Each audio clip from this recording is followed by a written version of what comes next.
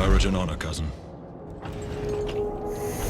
Into the fires of battle, unto the anvil of war. Hello, and welcome to Warhammer 40k's Grim History from Beyond. I'm Zekthar, And I'm Yuxin. and we are the chroniclers of all that was, and all that will be in the 41st millennium. We've seen the rise and fall of many empires, and this month we'll be explaining the 40k universe for people who are new to it, maybe like yourself. That's right, Zekthar, and this week we will be going through the brutality of the Imperium. Indeed, but remember, if you guys like the retellings of 40k lore, you can support our channel by becoming a member on our YouTube channel, and more recently you can purchase my book, The Jotunnite. Just click on the hyperlink or type in the title in the description wherever you get your books. You can get the ebook for just $5.99. Yes, quite right. But let us start this interesting month, shall we, Yuxin? Absolutely. Now, the concept for this month's Voxes was established by one of our newer members, the Letter Lord himself, Colin. He is fairly new to the lore of 40k and just didn't really know where to start. Indeed. So we figured we would do a simple guide to 40k. And this week, it's all about the humans. Oh no. Does that mean we are going to get into another long debate about the Emperor? Nope, not this time. We're going to skip him.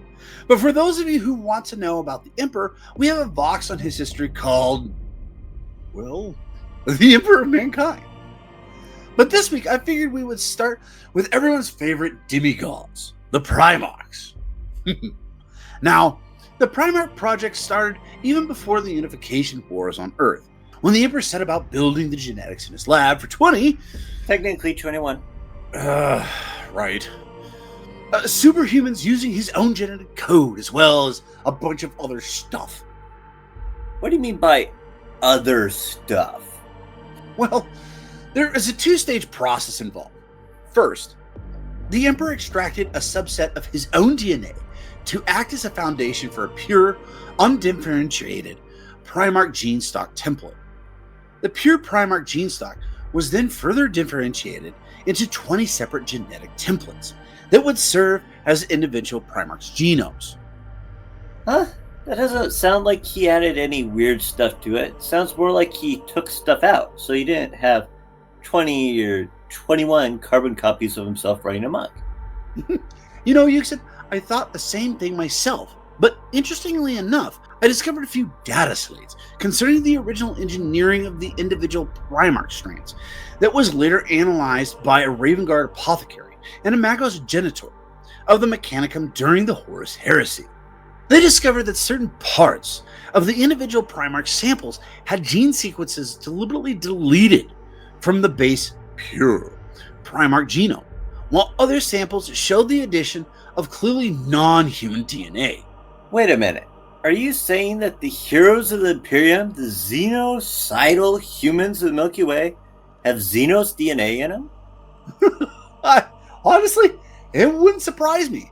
But mostly what I have found is animal DNA, like the genome of the Primarch listed as Subject 6, which had added some canine-like DNA. The Emperor also added his own warp sauce to the batches, making all of them tied to the warp in some manner. And that is not the darkest part of the Primarch project. Now, during the age of technology, the Emperor would travel to the world of Molech and entered a sealed warp gate. It is at this time that the Emperor, the defender of mankind, bargained with the Chaos Gods for more power and knowledge. With his dark deal done, the Emperor used his newfound knowledge and changed the Primarchs, changing them spiritually as well as physically, which is more than likely why they possess so much personal magnetism and charisma beyond what even their enhanced genetics would predict. But such arcane technologies also meant that the Primarchs were unusually vulnerable to the effects of chaos, since their souls would shine so brightly in the Immaterium and draw the attention of the demonic entities like moths to a candle flame. This is why the Emperor carefully inscribed arcane glyphs of protection on the Primarchs' gestation capsules and crafted the most powerful Geller fields ever made around the Gene Vault beneath the Imperial Palace of the Himalayans, where they were created.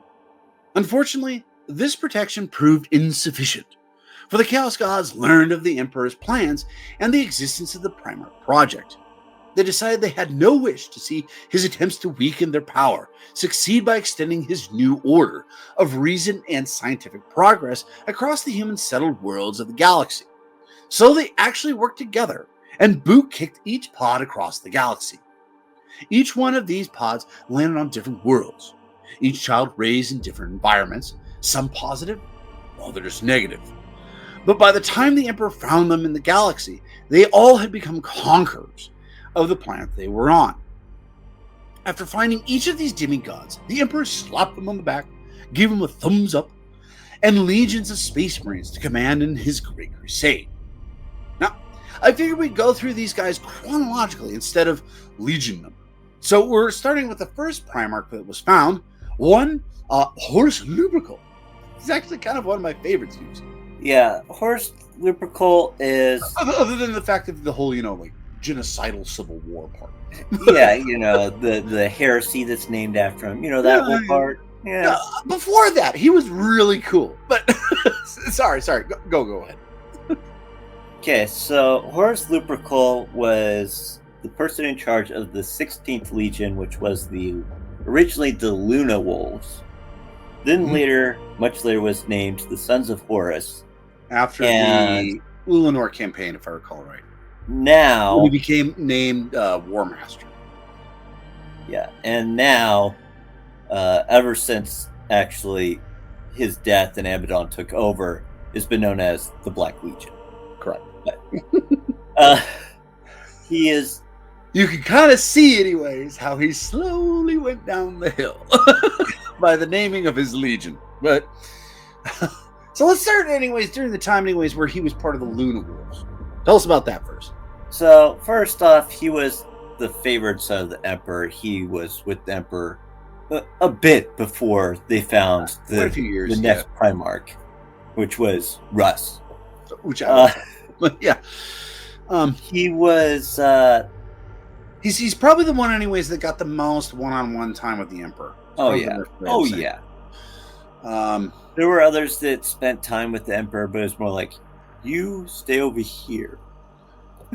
Well, I do stuff.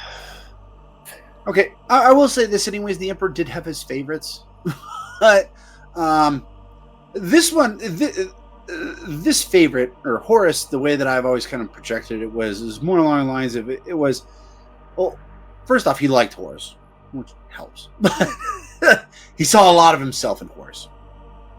But the other thing, though, too, is that he didn't really have a choice with this one. There weren't any other sons to talk to.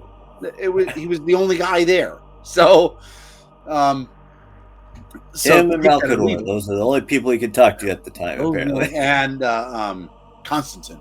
And Constantine, who's the wonderful conservationist. What do you think about this? Whatever you say, my lord. But it's more of a question. Okay, what are you thinking? Well, I think we should go that way. Exactly. That's the way we should go. Now, I think so too. Yeah. Dang it, why did I make a yes man? Because you want him to say yes? Constantine, wasn't necessarily a yes man. He was eventually, anyways, when the Emperor said, we're going to do this. Then he goes, yeah, we're going to do that. But, I mean, the Emperor did talk a lot with Constantine, and they did go back and forth. He was a sounding board a lot of times. But until Horus showed up. And then Horus became much of that sounding board, and he used it anyways. Out of all, in my opinion, I might be wrong about this, but Yuxin, out of all of his sons, Horus was probably the closest that you could actually call a son. Yeah. He's probably the closest that you can see a father and son relationship in. He taught Horus. He did all these different things, anyways, to help Horus mature as a conqueror and a leader, and all these different things. And like I said, there's a couple reasons for that. First off, is that he was the only one there at this point, and secondly, anyways, with them at least. Yeah, I think out of all of the brothers, Horus is probably the most like the Emperor. You can call that heresy if you want, but I think, quite frankly, anyways, he is. I don't know. What do you think, Yuxin? From what I remember about the Emperor and what I remember of him, I think Horus was more human than the Emperor, but there was a lot of the Emperor in him. Okay, yeah, I hear what you're saying. That's probably actually why the Emperor got along with him, because he saw a lot of himself in Horus, but it was very much, anyways, there was a lot of the stuff that he had lost over the eons, anyways, of being a perpetual. He's like, I remember having relationships with human beings.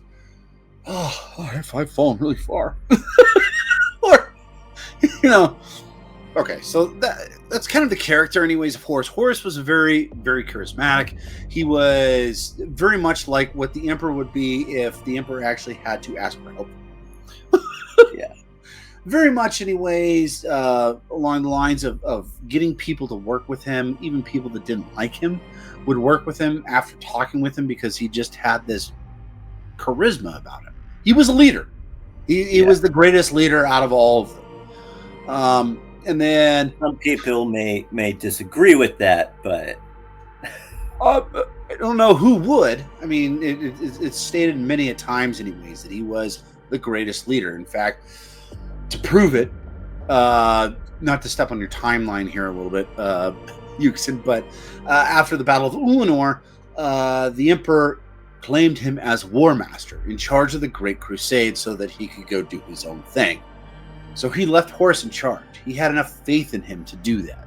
It's not that part that I'm talking about. I'm talking about the fact that some of our listeners may not agree with that assumption. They can take it or leave it. It's pretty well documented. But go ahead and real quick, anyways, before we move on to the next guy, just give us a brief history, anyways. What happened after the Ulanor Crusade? Yes, that was when the Emperor said, I'm leaving you in charge of the crusade now. I am leaving. And then Horus said, where are you going? And he said, I'm not telling you. Why? Because I don't trust you. But I trust you. Then why are you making me War Master? Because I trust you. I'm going now. What? Okay. So this sort of pardon me, Yuxin. Hang on a second here. Real quick, it wasn't just the Emperor. There were a lot of things going against Horus in those.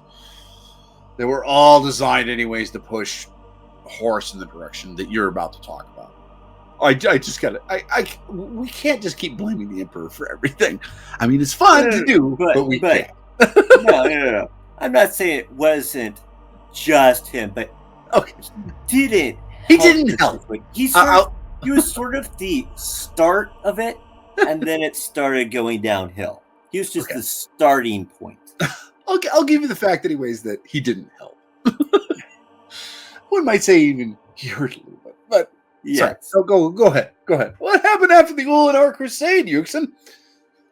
Then here's the other problem that Horus had is he started having to try to take on. He decided to try to take on everything himself instead of delegating more than he probably should have. Would put a heck of a lot more strain on him as time went by, because he decided to put himself. That's the way that you've read that? Okay. Well, it's in comparison to in the past where, he'd be in charge of taking care of certain things. Now he was also in charge of setting up what was happening. As soon as he would conquer a place, he'd have to set up all the political structure and stuff. And so he had to deal with all of these politicians now and all this extra work that's slowly grinding away. It's interesting. I never really thought of it that way. I always thought of it as becoming the War Master, he had to take on new responsibilities. Yeah. And that was the big part of it, anyways, was taking on the responsibilities of the political aspect of the Great Crusade. I do think if he put some of those onto some other people, it probably would have relieved some of that pressure that slowly started to build up to the point where you felt that Okay, good point. And quite frankly, anyways, if he developed a little bit more into the War Master, then with some guidance, perhaps you would have. No, not even just guidance. I just think, anyways, if he had a little bit more time, he would have started to delegate a lot more, like what you're talking about. Yeah, but he only had like 4 years because of multiple things. Well, one was there's that, but there was also the wonderfulness that is Erebus. His head forever rot on a rusty spike. And yet, he isn't even on his spike yet. Erebus is the first chaplain of the Imperium ever. Ironically, he was named the first chaplain. He was under Lorgar and basically he started the ball rolling for the Horus Heresy by helping turn, I think, pretty much all of the Lunar Wolves slowly to Chaos, right? He helped create these like tribes and whatever you want to call them. Not lodges, but lodges. And then he ended up stabbing him. No, he ended up getting somebody else to stab Horus with this blade. It allowed him to enter his dreams and basically poison him. That's a very, very brief summation. You want me to finish this, or are you going to keep Sure. going? Okay. So he gets stabbed by this particular blade, and it happens to be a blade, the anatheme, that can actually kill Horus. And the Luna Wolves are so distraught that they actually bring him to this particular lodge of spiritual totem people who actually serve chaos. And they introduce him to the chaos gods, pretty much, along with Erebus. And there's a Primarch that we're going to talk about here later, anyways, who tries to convince him not to join chaos. And it goes horribly wrong, like everything else that he does. Yeah. That's a little bit of foreshadowing. But it turns out at that point, anyways, Horus decides that he's going to defy his father, and he's going to join the side of chaos. The chaos gods being Khorne, Nurgle, Slaanesh, and Zinj. And they're going to, and they want to stop the Emperor, and they're going to use Horus to do that. And for a while, anyways, Horus kind of stays in charge with his mind. He's very much, anyways, of I will use your guys' gifts wherever I can, but I'm not going to be a slave to you. And then, if I recall right, he gets mortally wounded. He gets wounded. I can't even remember what planet it was. And in his own mind, he ends up becoming part of the warp, and he spends hundreds to even thousands of years conquering worlds in the warp. And during that time, that's when the Chaos Gods kind of get to him. He becomes a psychopath. And when he comes back to reality, pretty much, that's when he tries to take on the Emperor during the Battle of Terra. Go ahead, Yuxin. You can finish this up. Okay, so it's a well-known story. Yeah, so the first person to actually run into him is Sanguinius, who... No. We can skip past that part, because we're going to talk about him later. Yeah. Well, I talk about him later, so I can talk about him now. No. Anyways, for those of you listening, anyways, Yuxin is not a big fan of the Angel. Just bear that in mind. Go ahead, Yuxin. But there are two different variations of the story of how the Emperor kills Horus. One is that Sanguinius caused this one little niche that gave the Emperor the perfect spot to hit. Another is just that the Emperor killed Horus. But in either case, the Emperor was very distraught beforehand, and then at the same time of dying, he also lost his own life. But he completely vaporized both the soul and the body of Horus, right? Horus will never come back again. Yeah. I mean, He can't be brought back. Fabius Bile did try to bring it back, but Abaddon put a stop to that later on. But we're not talking about that. Both stories, the concept is that the Emperor had a problem killing Horus because it was his boy. Yeah. And it wasn't eventually until he saw, if I recall right anyways, it wasn't until he saw Sanguinius' body before Horus that he realized that Horus had gone too far, and therefore he must be destroyed. Nah. I think it was when he saw him kill somebody else. Because I think he showed up and he saw Sanguinius dead. I mean, well, he came after the more Sanguinius. expanded version of this anyways. We will be talking about it next month because what's his name? Dig Pig wants us to talk about the Blood Angels, and we're going to very definitely start off with everybody's favorite, Sanguinius. But regardless, or you can listen to the one that we did on the Horus Heresy. Oh yeah, we did talk about the Horus. Yeah. But yes, very, very much. Anyways, this is the end of Horus. Horus does not come back out of this. Horus is one of the few Primarchs that is technically and officially dead. Yes, no coming back on this one. Which is kind of disappointing because I actually kind of liked Horus. I mean, sure, he goes down the wrong path, but you know, one of the things I like about a human's using is the fact that they can choose back and forth between evil and good.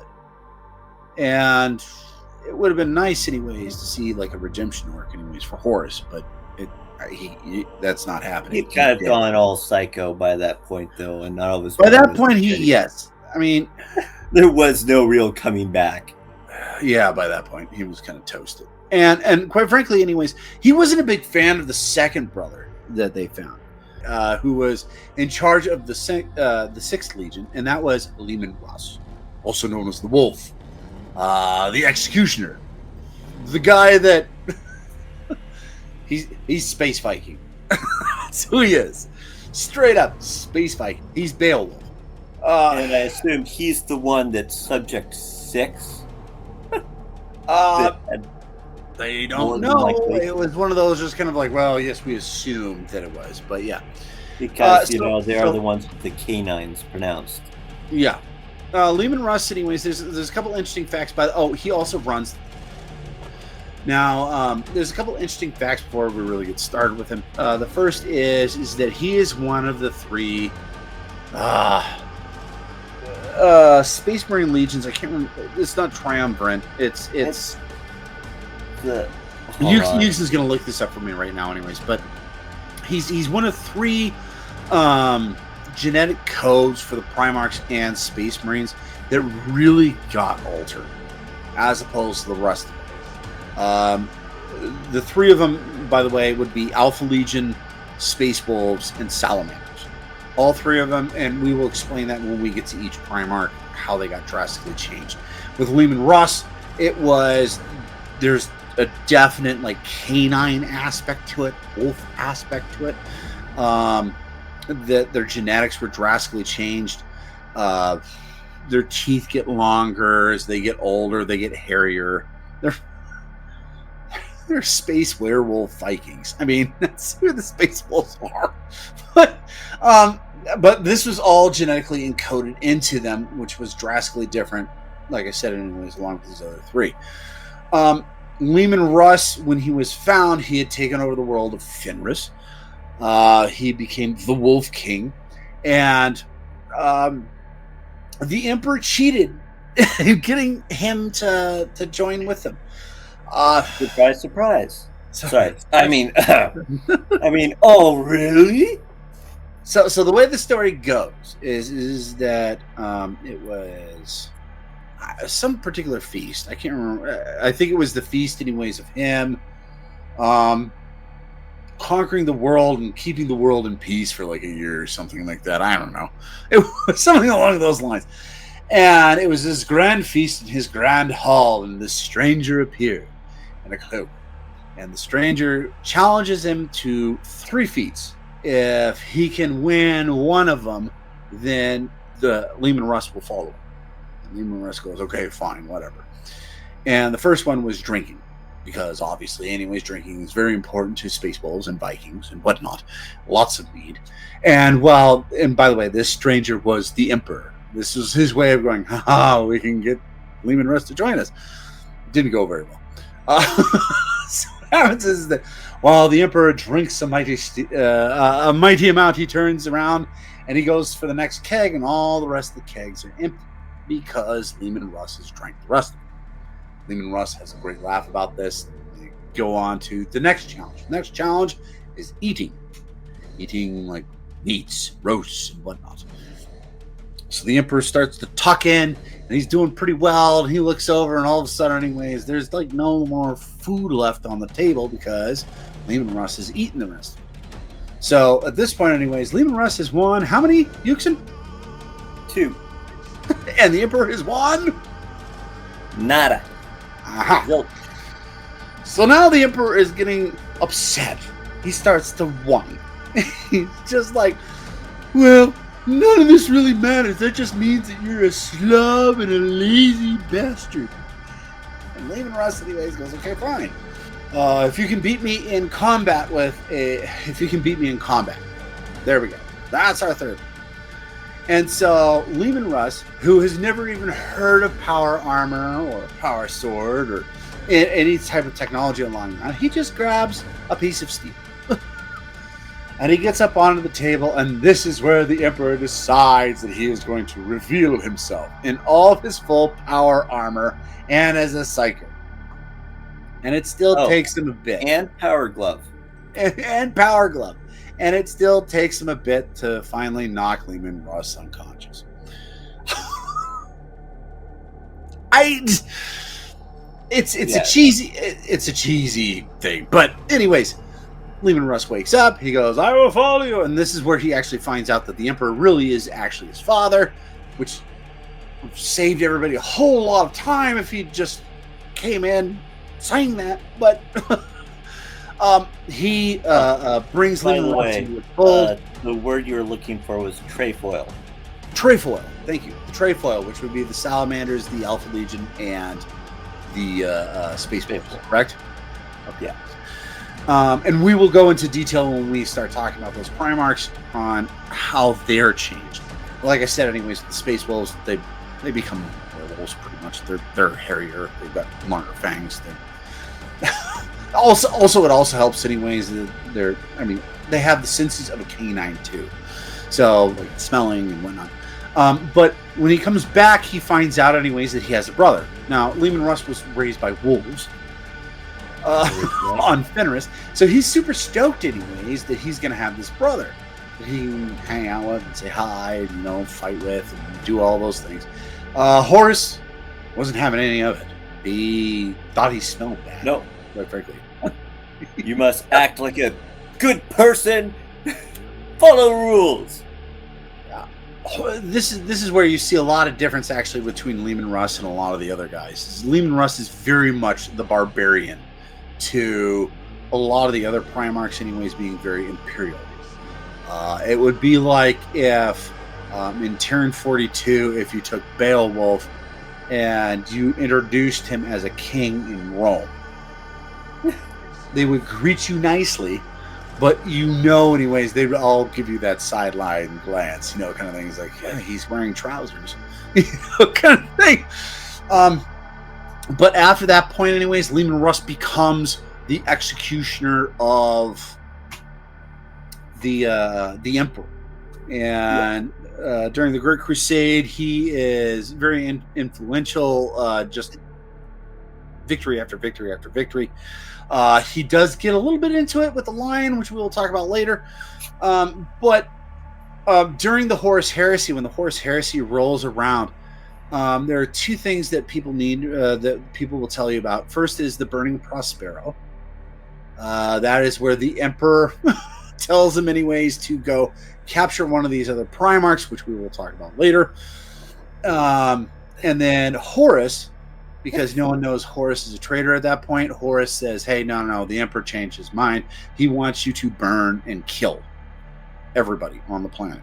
And Horus, and Leman Russ Now, mind you, anyways, Lehman Russ at this point, anyways, also wasn't a big fan of sorcerers or psychers. He hated them. He thought that the way that they fought was very dishonorable. He didn't like the warp. He didn't like the smell of it. So he was kind of on board with that, but at the same time, depending on who the scholar is, when he got to Prospero, he tried to actually talk to his brother that was on the planet.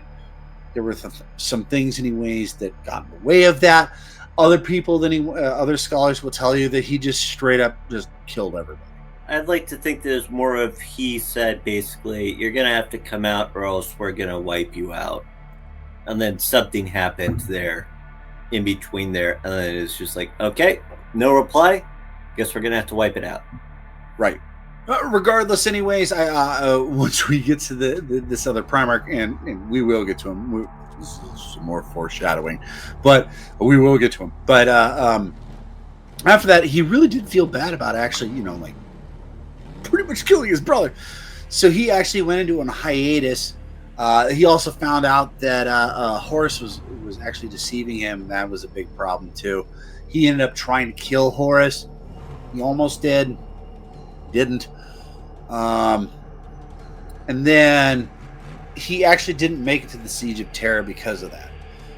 When he did arrive and he saw his other brothers, something that Euxin that we'll be talking about, the Great Scouring and the Codex Astartes, Lehman Russ did not like. So he set up something different anyways within the Space Wolves, and then he disappeared. And he told his sons that he would return during the time of ending. Thankfully, he hasn't shown up yet. Because then we would know this is the time of ending. I know a lot of people out there is like, we really want Russ to come back. And my thought process is like, yes, I want to see Russ again. But if he comes back, everything dies. So, no. But yeah, you got any, okay, you want to obviously talk about the wolf, right? What's your thoughts on it? He also didn't keep his warriors as stringently in line as most of them too. He let a little bit of leeway. Like I said, very, very much more like barbaric. It was very much actually one of the things, anyways, that we mentioned in our last month's boxes, anyways, the difference between warriors and soldiers. To me, anyways, Lehman Russ had the perfect union between a warrior soldier. That's what he wanted. He wanted people, anyways, with the ability to act out the way they wanted to, use their own creativity, but at the same time be unified. Yeah. And I think, quite frankly, I think he did it pretty well. What do you think, Houston? Yeah, that is one of the things that shows, and there's a couple of references where literally basically what ends up happening is there's situations where it's like, okay, we could do this. We'll make sure that we have full access to this area, and then we throw something that's completely out of left field that nobody would think about because it isn't orthodox at all. But since it falls outside of this huge purview, and it falls inside this huge purview that's allowed in comparison to the minor constraints that a lot of the legions would go, nah, you can only have this amount of resources. Right. They're able to get more things done actually much more efficiently because they were able to work outside of the box. Okay, so you have to, because it's one, I know it's one of your favorite stories, but to give an example, anyways, kind of Lehman Russ's character, you got to tell the story about Bjorn. I know we're going to talk about him later, but Bjorn and the Greater Demon. Oh yeah, so just the aspect, anyways, of how Lehman Russ deals with that, to me, anyways, just is great. Yeah, Bjorn is definitely one of my favorite Space Wolves. Yeah, so don't get into, anyways, who Bjorn is, but just for those, anyways, listening, and we will get to him later. Bjorn ended up, if I recall right, anyways, losing his hand or his arm or something like that, anyways, to this Greater Demon, along with everybody in his company, correct? No, he did not lose his arm. But he lost everybody in his company, right? He lost, yes, everybody in his company. And so upon hearing this, Lehman Russ goes, well, we will avenge them. thing, which great. Well, Bjorn goes But through they this find whole lone wolf thing, which we Mhm. discussed when we did the Space Wolves. And we will And discuss it here. then Yeah. they finally come across the demon again. And even though Russ is like, I will kill this thing. Lehman Russ, if I Bjorn gets recall there right, first. anyways, declared a blood oath against this demon, correct? Oh, yeah. Yeah, He blood oath.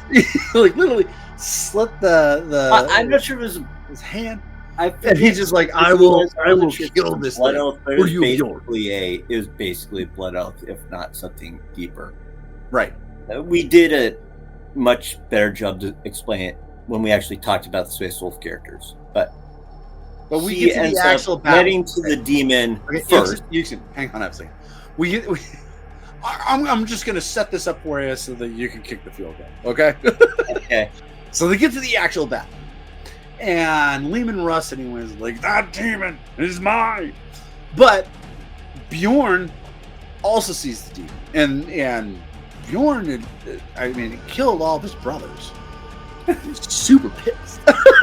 So and everybody, by the way, is flocking towards Lehman Russ. All the bad guys are flocking towards Lehman Russ because, he's kind of the biggest baddie for them, anyways. Because it's on the field. Lehman Russ. Yes. So Bjorn, anyways, sees his chance, anyways, where he can actually get ahead of Lehman Russ. Who, by the way, anyways, all these chaotic demons, anyways, are storming towards Russ, and it's not really working. It's just, he's like hacking his way through them, like Yeah. a lawnmower across, like a golf course. And this wasn't just a greater demon. This was like one of the top tier demons. It was a bloodthirster, if I recall right. But yeah. Stuff Okay, like that. so I've got it set up for you. The tea is set. Go for it, Yuxin. You got this. So what ends up happening is Bjorn gets there first, and he literally, I think, rips off the thing's head. I want to say, with his at that time known as Bjorn the Fell-Handed. That was the reason why he's known as Bjorn the Fell-Handed at that time. And then Russ comes up to him and basically says, I told you that I was going to get him. Like, but I got him first. It's like, and that you did, son. It's like, yes! That's the thing I love about it. Instead of, Russ's character. probably what the Emperor would have done is, execute him! It's very he the way that it's described, he's really proud of Bjorn. Yeah. This moment, he was like, I told you I got him. And then Bjorn just kind of raises his head in his fist. Like, and Lehman just kind of looks at it and goes, ah! Gives him a big old bear hug. And he's just like, well done, my boy. for multiple reasons. One is that's why I because love he knew Lehman. of this oath, for one thing. What's that? He knew of the oath, for one thing. Oh yeah.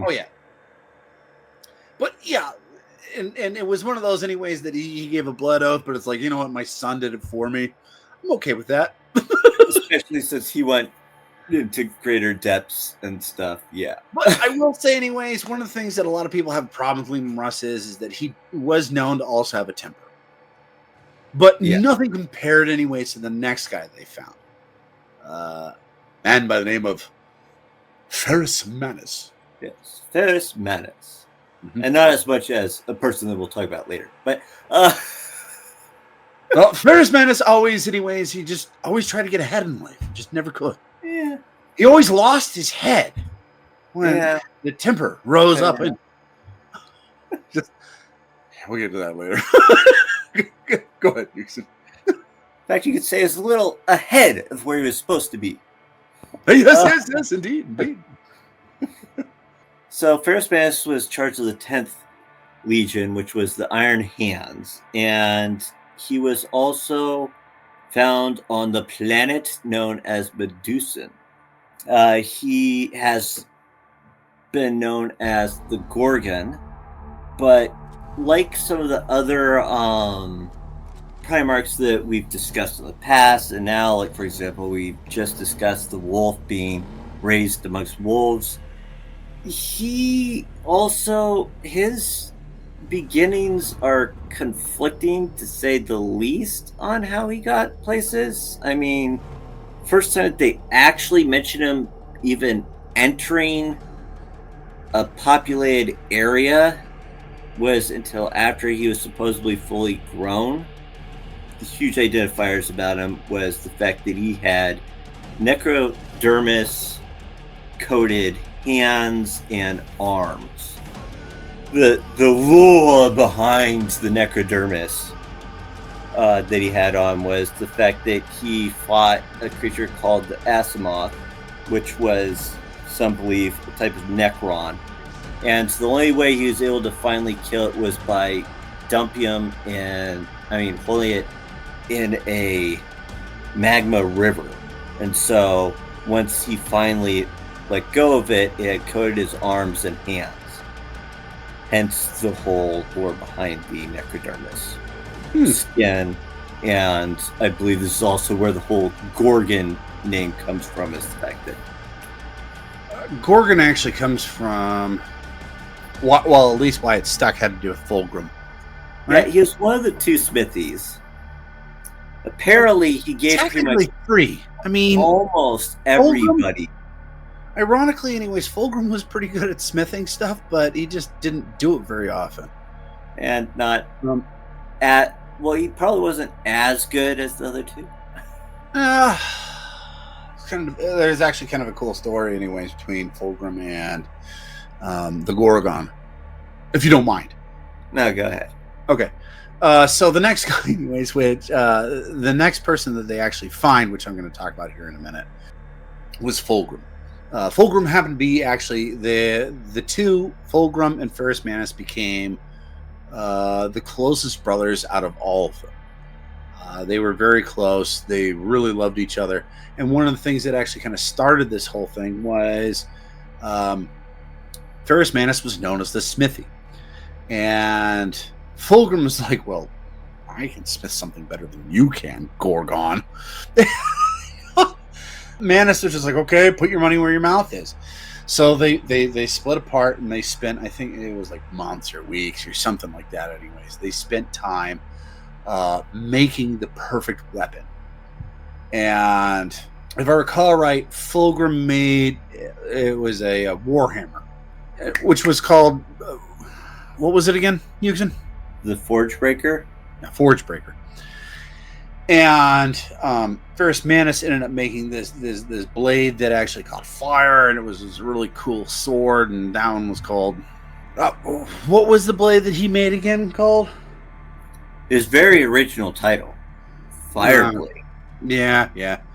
Ferrus Manus was known for his smithing, not for his name calling. But anyways, so they made these two weapons, and they exchanged them, and both of them loved the other one so much that they ceded victory to the other person. So it was kind of a tie. But it's very well recorded anyways that Fulgrim and Ferrus Manus were really good friends, along with being brothers. I mean, they were probably the closest brothers out of all of them. Which is why, when you go ahead and say this anyways, it pans out so bad. So bad. So, one of the factors about Ferrus Manus is he has absolute iron will resolve, like, I will not bend sort of mentality. That and a short temper. So, things just went straight to his head. It was just the Horus Heresy started, and Fulgrim came to him and said, "You should join the heresy. You know, this is the right thing to do." And basically pissed him off so much that he ended up attacking. Actually, I think who attacked who first? I don't remember. I do remember. The thing is that Fulgrim struck Ferrus Manus so hard that he knocked him unconscious, and he had the chance to kill him, and he didn't, because I mean they were that close. He was just, but he was still. I mean, he was still pissed off. He was, yeah. And by the way, this was all designed anyways by Horus. Like I said before, he was a good leader. He was also somebody that knew people very well. So it was very obvious to him, and he was like, well, if anybody can actually get Ferrus Manus to join us, it'd be Fulgrim. Right. Fortunately, Fulgrim couldn't even do it. Yeah. Ferrus Manus, you can say he was very hot-headed, had a huge temper, but like you said before, anyways, he was very much iron, anyways, when it came to loyalty. Before we get to the betrayal of Fulgrim, how about you tell us about Fulgrim so that there's even more of a perspective of what's going on? Sure, but before I do, anyways, do you got any last thoughts, anyways, on Ferrus Manus or something that needs to be betrayed about him? And the fact that he was a great smith. Mm-hmm. No, I think that's about it. Okay, before we move on, anyways, the other Smith, anyways, that you'll talk about later, anyways, is Vulcan. And I've always wondered, and I think we've actually debated this a time or two. Did he get along with Vulcan? I think everybody didn't necessarily hate Vulcan. I would want to think that he kind of liked Vulcan, but kind of they were Vulcan the ones loved that everybody. Vulcan's the brother. Well, Vulcan's the one that's like nobody really hated Vulcan, but Vulcan, anyways, it's almost like he's treated like Lorgar on the aspect of, well, he likes humanity, kind of thing. It's like he does everything for humanity. The difference, though, is that as opposed to Lorgar, who was this like little puny dude that didn't really actually fight, Vulcan was a beast. Yeah. So you couldn't really tell. It's like, well, you just kind of suck at life, don't you? Because he'd just thump you with his hammer. Oh, like, no, he wouldn't even thump you. You just go, really? You think so? That's probably where it ends. Vulcan did have kind of a temper. It was very slow, but once you crossed that line, it was just like, okay. But it was very slow too. So somebody said, "You kind of suck at life, right?" You probably go, well, he was also a giant too. So people have a little bit more time, anyways, to just try to piss off a giant as opposed to the nerdling, kind of thing. But I mean, I always kind of, the only thing that I've ever found is that Ferrus Manus was talking to the Emperor, and he was just kind of shaking his head about Vulcan because he was just like, he's too nice. I think that's really where the conversation kind of ended up, and the Emperor was like, he's not that nice, kind of thing.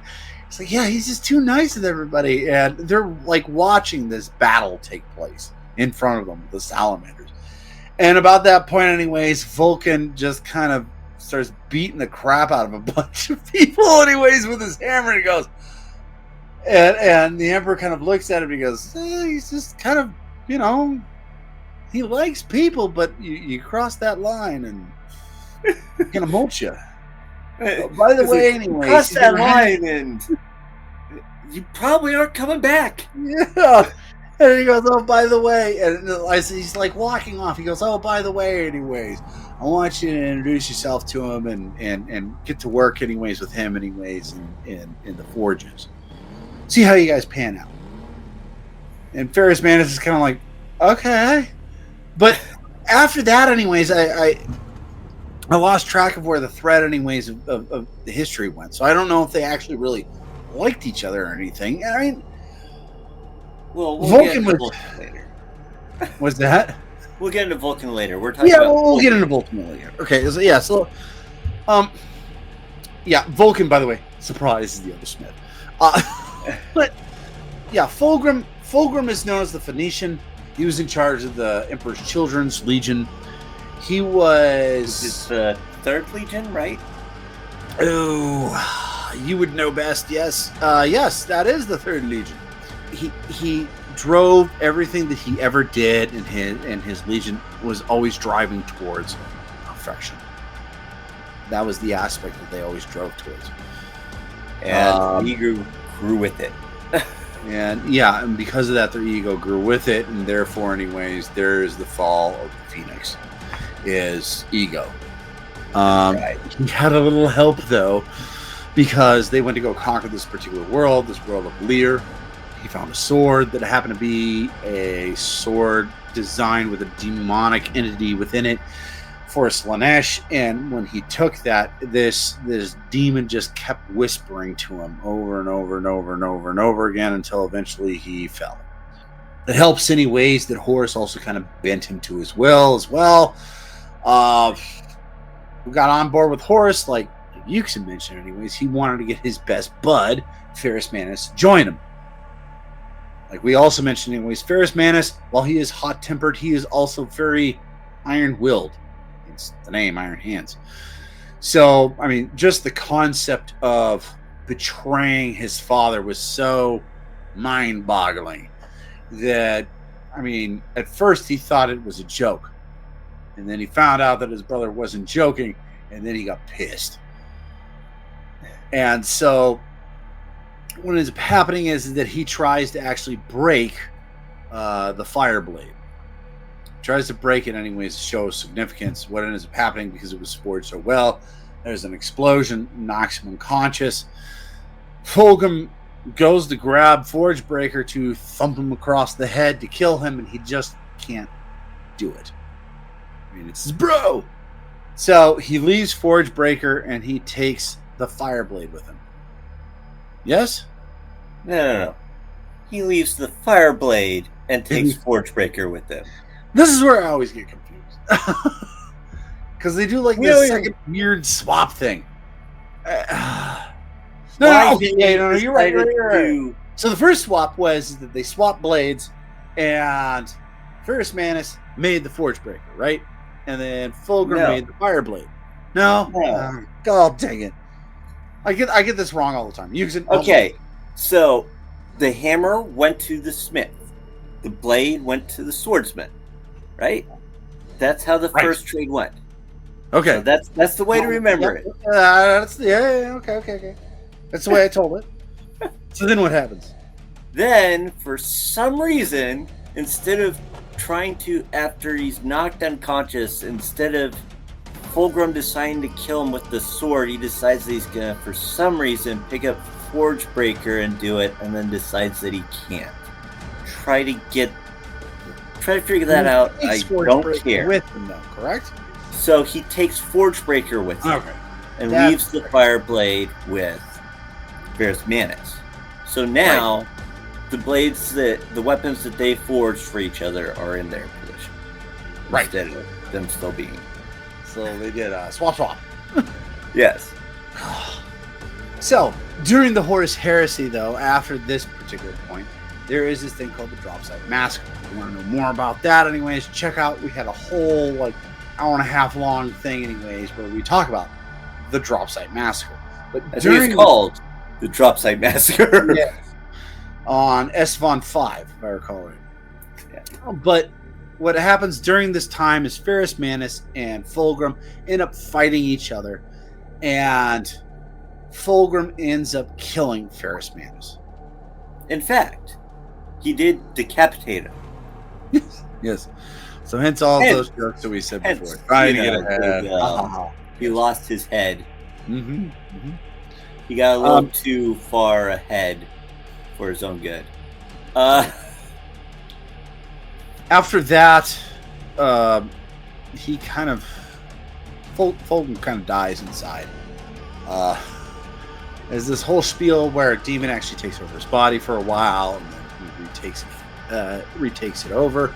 Then he becomes a demon prince. If I recall right, he becomes the first demon prince of the Chaos Gods. After hooking up with some demons.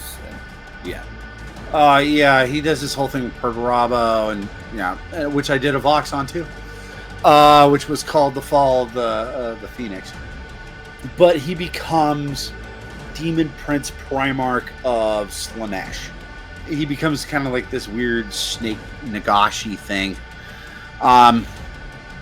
And very incredibly hedonistic after this. He just kind of falls prey to lust and whatever he's doing anyways. All he wants is just enjoyment in life. And in the most horrible ways possible. But during the Siege of Terra, he he's there. He's just not as. I mean, he's just not focused on the siege of Terra. He doesn't really care all that much about it. He's there. He does some things, and then he leaves. And he's always kind of been obeying the Imperium side after that. He ends up killing. I say that in quotations. Killing Gilliman at the end of the Great Scouring. He didn't quite kill him. Gilliman ended up in a stasis pod for 10,000 years. But yeah, he's just always just kind of been. Anyways, he just kind of pops up with the Emperor's children and does weird things to the Imperium. He's like Slanesh. He's just not good. He's just terrible. I think we're good. And we're done talking with him, right? Yeah. Okay, well, now we can talk about the guy that we actually were just starting to talk about. Your favorite guy, Vulcan. Yes. By the way, Vulcan is your favorite Primarch, right? No, he isn't. He's one of my favorites, but he's not my favorite. Okay, let me put it this way. He's your favorite.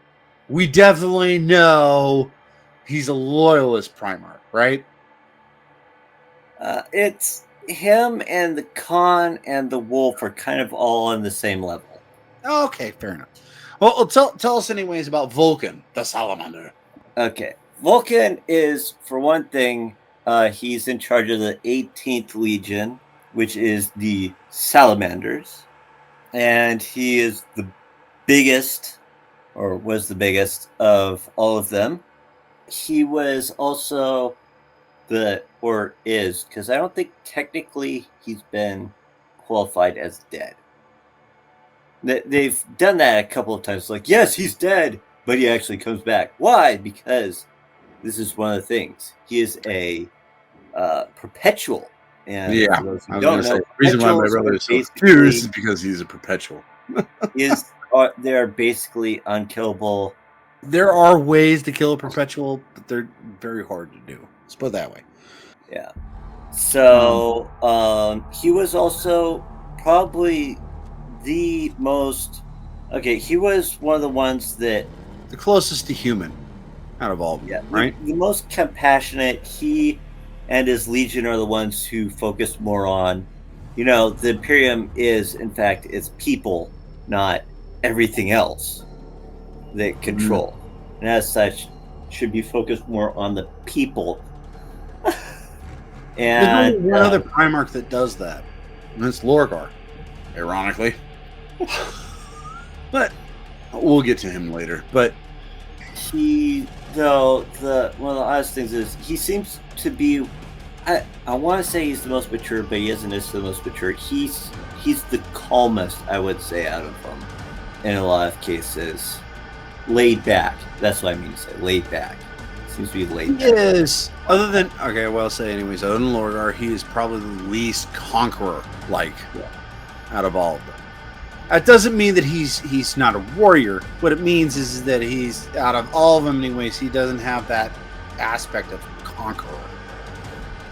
And what I mean by that is when you decide to become a conqueror, you have to ignore particular concepts of who you're conquering. Right. You have to ignore, anyways, the pain that goes along with that. You have to ignore a lot of different things because you are looking towards a conquest. Vulcan's not a conqueror. He's a great warrior. He's also another one of the guys, anyways. Actually, you can go into these Yuxin real quick, anyways. But he's also one of the other guys that the Emperor actually laid challenges upon, other than Lehman Russ. Yeah, and in this case, the challenges were was there 3 of them? Or was there only 2?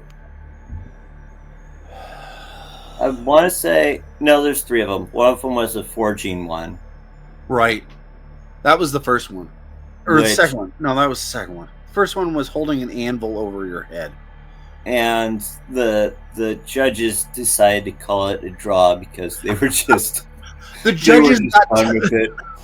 the judges were just like, we want to go to sleep. before the Emperor or Vulcan, anyways, would drop their anvil. It had been like, I think it was like days or something like that they had just held him there. It's like, really? At that point, if I was one of those servers, I'd be like, really? Just one of you just drop it, please. It's a feat of strength. And the judges are going, hey, endurance. We're too tired for this. You guys did great. We're just going to call it a draw. I want to go to bed. know what? We lost. You won. Exactly. We lost. You won. Congratulations. And then the second one was smithing, you said? Yeah. And I can't remember if... I want to say that ended up being a draw as well. I think so. I think it was I think they both were, if I recall right, supposed to smith a sword, and both of them were so keenly edged, and they just couldn't determine which one. And so there came forward the third challenge, which was see who could kill and bring back the largest salamander. Now, a salamander, mind you, anyways, for Nocturne, which is the planet that Vulcan is from, is really like it's a large dragon. Not a small dragon or large dragon. It's supposed to be like, what, 20 feet long or something like that? It's a large dragon. The breed's fine. But it's more like, it's shaped more like an alligator than it is like bipedal, like most dragons that you would see. It's more like a basilisk or something along those lines. Very much more crocodilian than it is bipedal or dragon-like. But it's considered kind of like a dragon just simply because it does breathe fire. It's a reptile. It's got teeth. Anyways, in comparison to a non-teeth fire-breathing newt, I don't know. It's the newts. You've heard of the newts? I've heard of fire newts, actually. Yeah. Anyways, what ends up happening is, I believe somehow Vulcan's about to fall off the edge into the volcano. And he gets saved by the Emperor throwing his dead salamander onto a lava river so he can cross over to grab and save Vulcan. So Vulcan gives him the win because, for one thing, he did just save his life, and another thing was that salamander was bigger than the one that he had. Right, but also remember, anyways, the only person that showed up, they declared Vulcan the winner. Yeah, because he's the only guy that showed up with a salamander hide. But then Vulcan, anyways, went, no, I didn't win. Well, I succeed my winning, I guess. Yeah.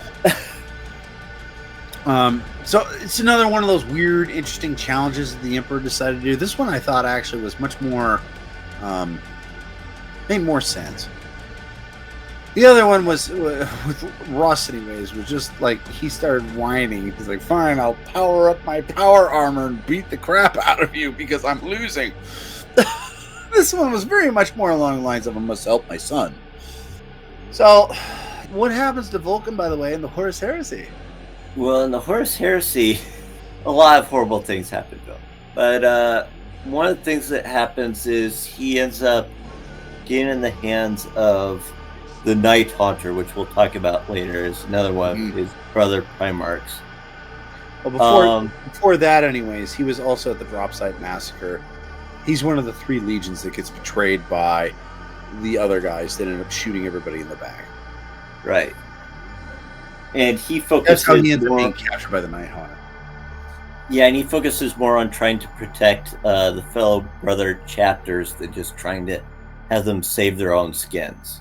Once again, showing his compassion in comparison to a lot of people are just like, screw this! You're on your own! After that, he ends up getting caught by the Night Hunter and put in a labyrinth. Well, he gets tortured for a while. And then put in this labyrinth, which he ends up escaping using his own hammer that's a teleporter. He ends up back on McCrag. Yeah. Not back on, but he ends up on McCrag. Well, actually, he doesn't end up on McCrag. What ends up happening is that he teleports and then in orbit. fall on the crag. Yes, up a crag, and then he falls all the way down. But because he's perpetual, he lives through it, and then he ends up on Terra, where he beats up on Magnus, if I recall right. Yeah, he takes on Magnus and basically ends up being almost. Then he disappears again, right? What? Then he disappears again, and the next time we see him is actually 2,000 years later. Well, he does have his chat with Gilliman later. But yeah, then he disappears for some random reason. But he disappears sometime in the Great Scouring. By the way, a lot of these Primarchs, the Loyalists at least anyways, end up disappearing around the Great Scouring. But he disappears then, but he does pop back up in M32, correct? He pops up during the War of the Beast. Yes, which I believe was M32. I might be wrong about that. It might be M31, but I'm pretty sure it's M32, I believe. Okay. Where he ends up saving the Imperium. Ends up, delaying their demise. Yeah. And then the next time he pops up in our place. Yeah. On accident. We kind of did it on accident. And if you want to know more about that anyways, you can go ahead and check out our Salamanders Vox on Vulcan. But right. We got to be pushing on. Oh, and by the way, Vulcan was, and his Legion is another one of the Trefoil. So also, right? Oh, yeah. Sorry. Yeah, go ahead. What was so different about them? With their genetics? Well, there's a couple of things here. The Trefoil also, at least two of them, were separated from a lot of the main hot zone areas, sort of stuff too, because the Emperor wanted very specific things for them, especially specific things for those three in particular. Like, for example, the Space Wolves, it was the Executioner. The Salamanders, one of the things that made them more unique was, well, part of it was just because of where they grew up, they were, Nocturne was it's not a very kind place. Nocturne, I think we debated at one point anyways, which is worse, Nocturne or Fenris. Oh, we couldn't figure it out. They both suck. But anybody from Nocturne has black skin, like onyx black skin, and red eyes. And for the Salamanders, they had a particular gland that they're able to spit poison, right? Or was it acid?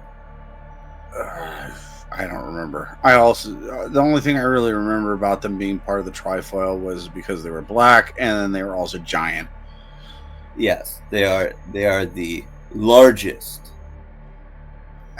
I will say though, Vulcan is, I'm kind of with you anyways. Vulcan's one of my favorites. He is, out of all of his brothers, he is the meekest.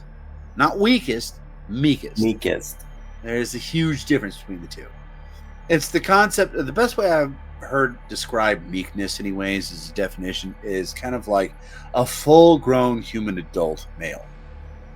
And a small child starts to antagonize them and saying along the lines, well, I could beat the crap out of you if I really wanted to, and even slugs them a couple of times.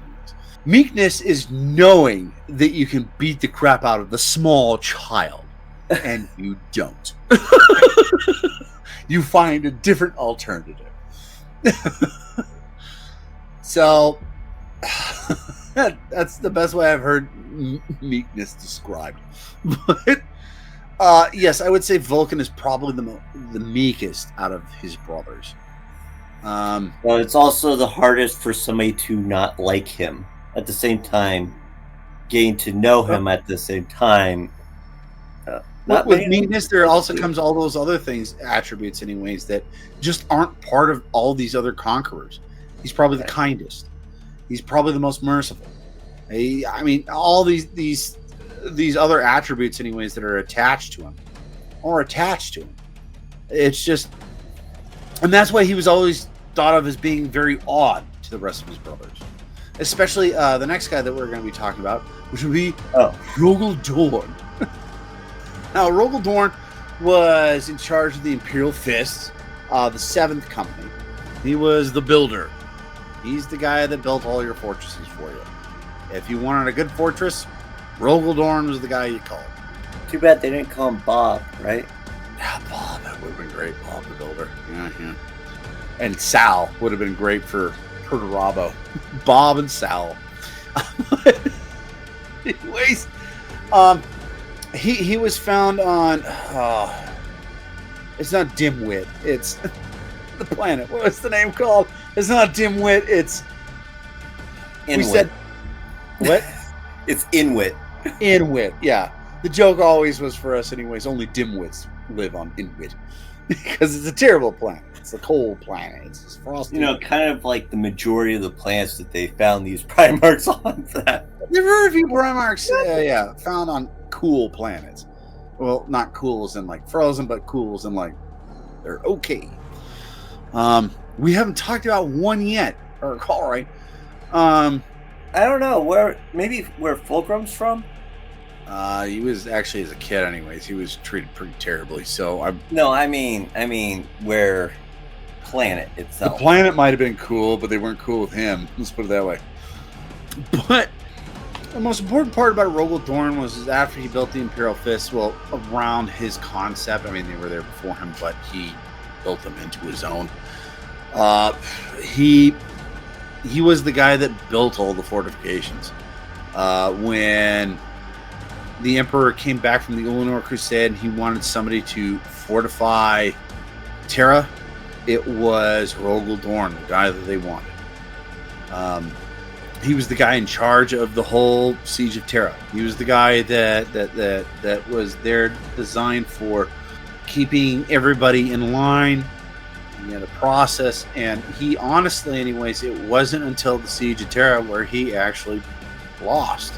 And you could even debate, I've debated many a times anyways, that he really didn't lose the Siege of Terra. But he always thought he did because the Emperor went to go wage war against Horus, and he got hurt pretty bad doing it and got stuck on the Golden Throne. So after that, he was the guy that actually had a big problem with the Codex Astartes that Gilman wrote up, which Yuxin will be talking about here later. Either this week or next week. But eventually, anyways, he succeeded that anyways, and he eventually, it is noted that he died at some point at the end of the Great Scouring. Now, mind you, anyways, I don't think he died because all they found anyways was his arm. Or his hand. No, part of his arm and his hand. That the Legion still keeps today. Now, the chapter in the Imperial Fist still keeps today. Also very important about this is that Rogel Dorn had some of the greatest heroes of the Space Marines ever around him. One of the guys we just talked about, Alexis Pollux, probably one of the greatest heroes ever. He reminds me a lot of Terran 42's hero of Ajax the Greater. Just this big old dude. Wield a power fist like it was a normal glove. I would say anyways that Alexis Pollux was born wrong. And what I mean by that is that he shouldn't have been part of the Imperial Fist. He really should have been part of the Salamanders. In my opinion. I don't know. What do you think? Well, he would first of all have to be black.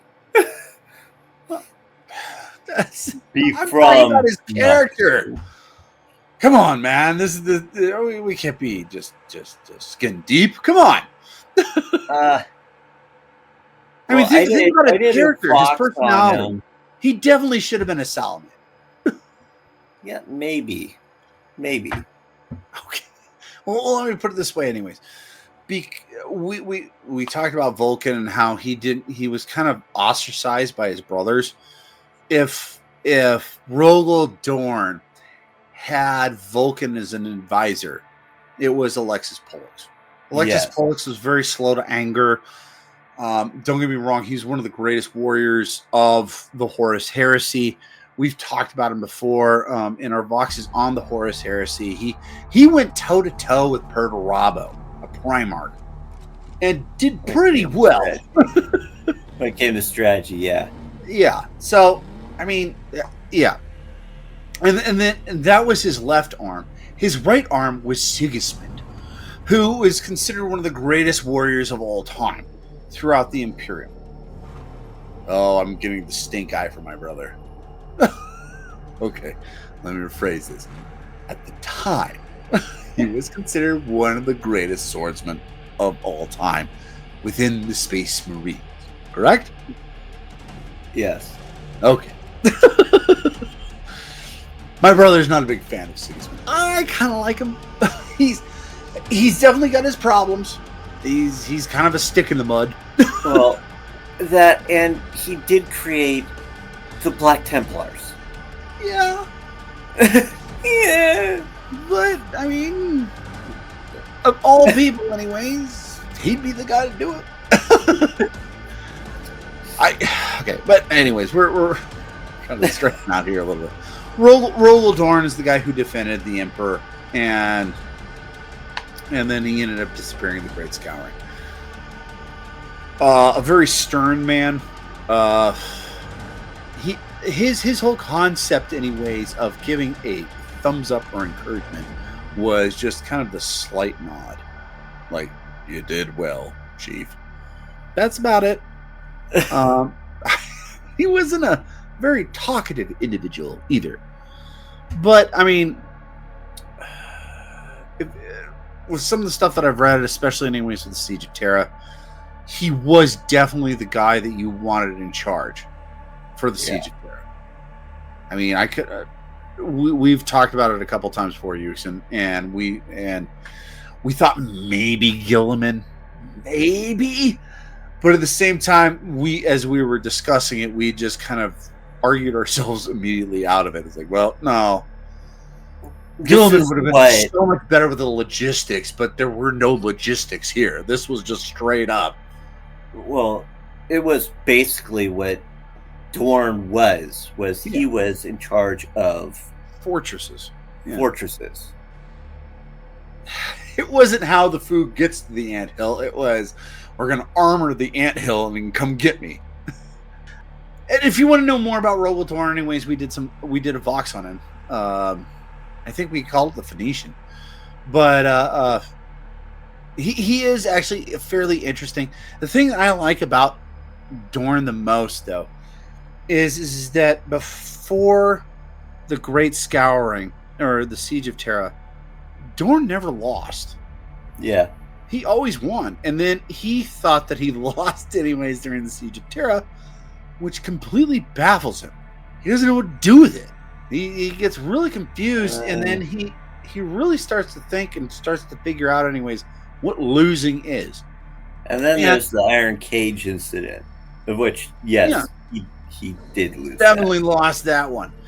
But it was just this concept anyways that he'd never lost before. Now he's losing.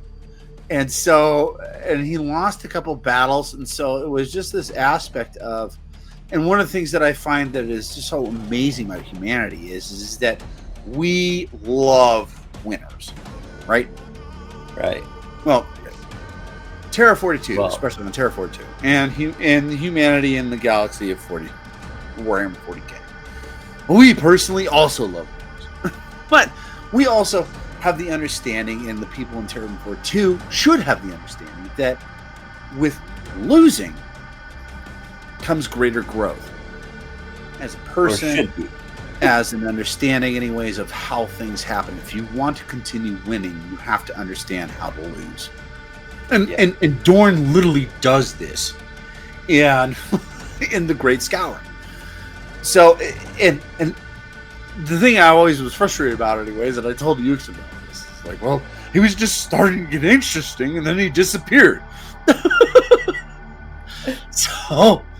Because he's starting to get interesting. Yeah, exactly. But the guy, anyways, that we just talked about, that we thought that could have maybe run Terra during the Siege of Terra, was Rabute Gilman, the Avenging Sun. Okay, this is going to be an interesting one, Yuxin. This is going to be interesting. Yuxin's going to tell you all about Gilliman. But here's the interesting part, because he's in both worlds. There's minus 10,000 difference, but he was there during the time of the Emperor. He's here now. Yay! Okay, so Rabute Gilman is the one that's in charge of the 13th Legion, also known as the Ultramarines. He was found on Macragge. He was found on Macragge, which is in the Ultramar system. His upbringing was actually one of the nicer upbringings, because he was raised as the son of somebody high up in the government of Macragge, and so he gained a lot of experience and training through that, and ended up conquering pretty much all of Ultramar by the time he was found by the Emperor. Now, moving ahead a bit, he was not necessarily the most forefront person when it came to the Horus Heresy. He was, because he specialized in logistics, which, is very key in battles. They're going to go for. He would be great as the leader of the chair force. Sorry. In comparison to like the Siege of Terra, where you have all the resources you need in the one spot that you're going to be in for the rest of your. It wasn't necessarily that they had all the resources they need. It was just the only resources they had. Yeah. There's no way we can give you more resources there. No, you can't. Yeah. He also, unfortunately, didn't make it to Terra by the time that the war was over, basically. The siege was over, I mean. Did you... Sorry, I had to step out for some Emisec, but did you mention any ways the 500 Worlds of Ultramar, or... I did mention the fact that he did take over the majority of Ultramar. Okay. And his what and was his the Imperium father? His adoptive father was like a regent or something like that. He was, I think, a consul of Macragge. Yeah.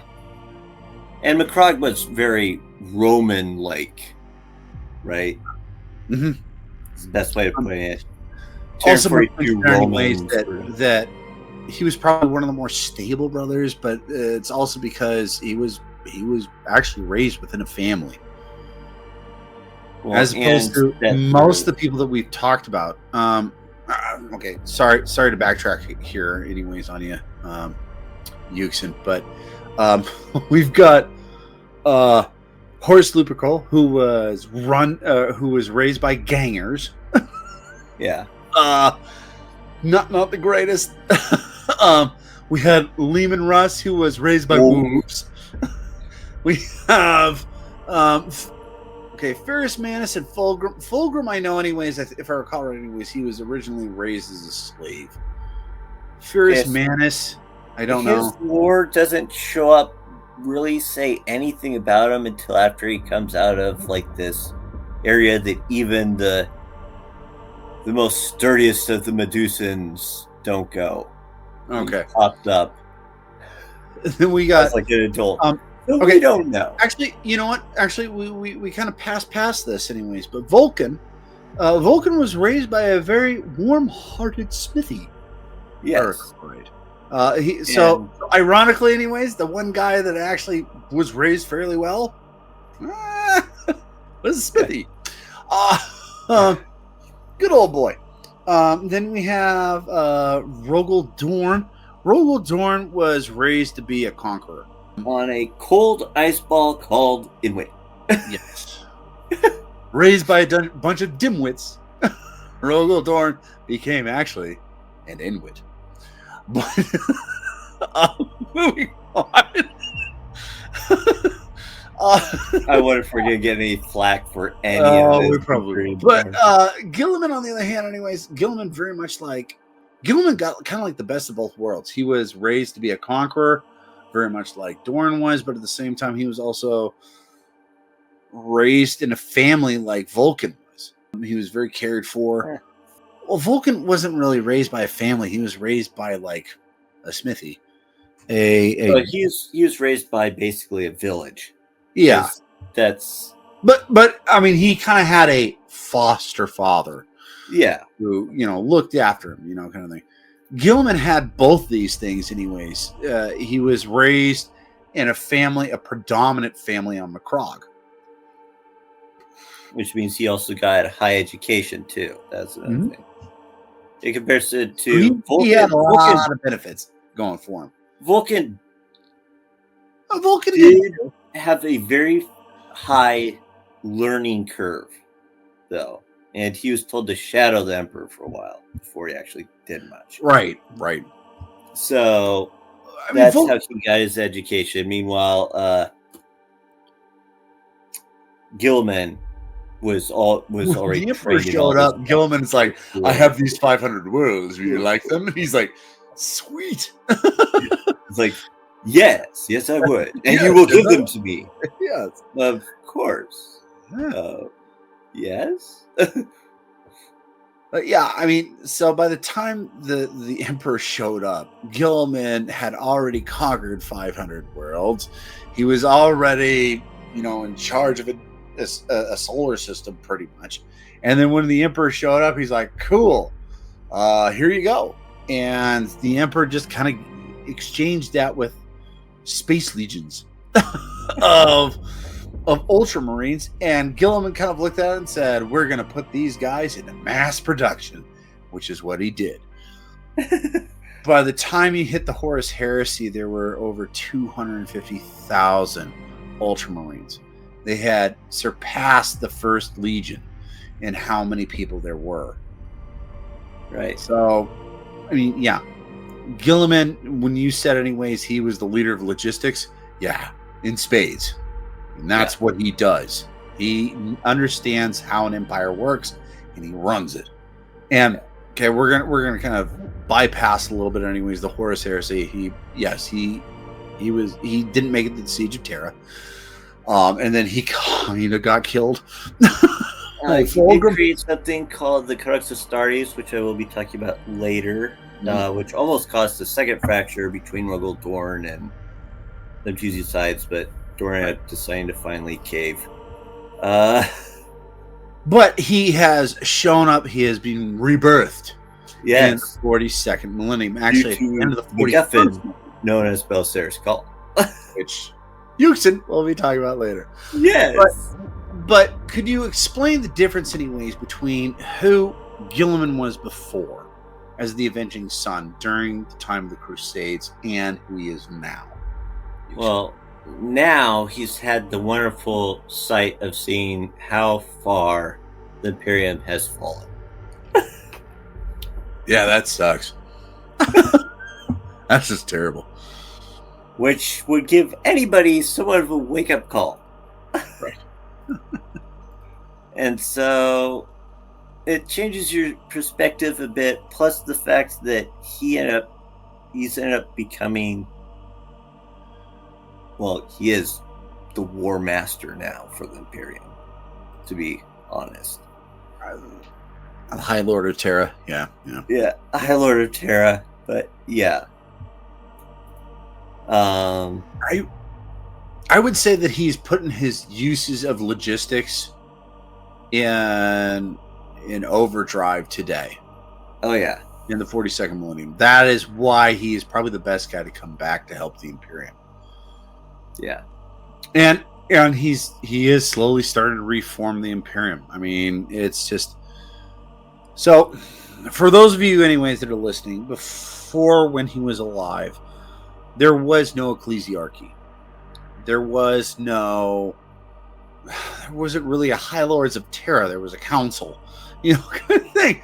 There was, I mean, it just has fallen in the last 10,000 years, especially like Euxin said, anyways, in our timeline box, especially in the last like 3,000 years. After the Age of Apostasy, it went so bad, and Gilliman Gilliman is really trying to put the cat back in the bag. And you can't do that. Yeah. He's trying.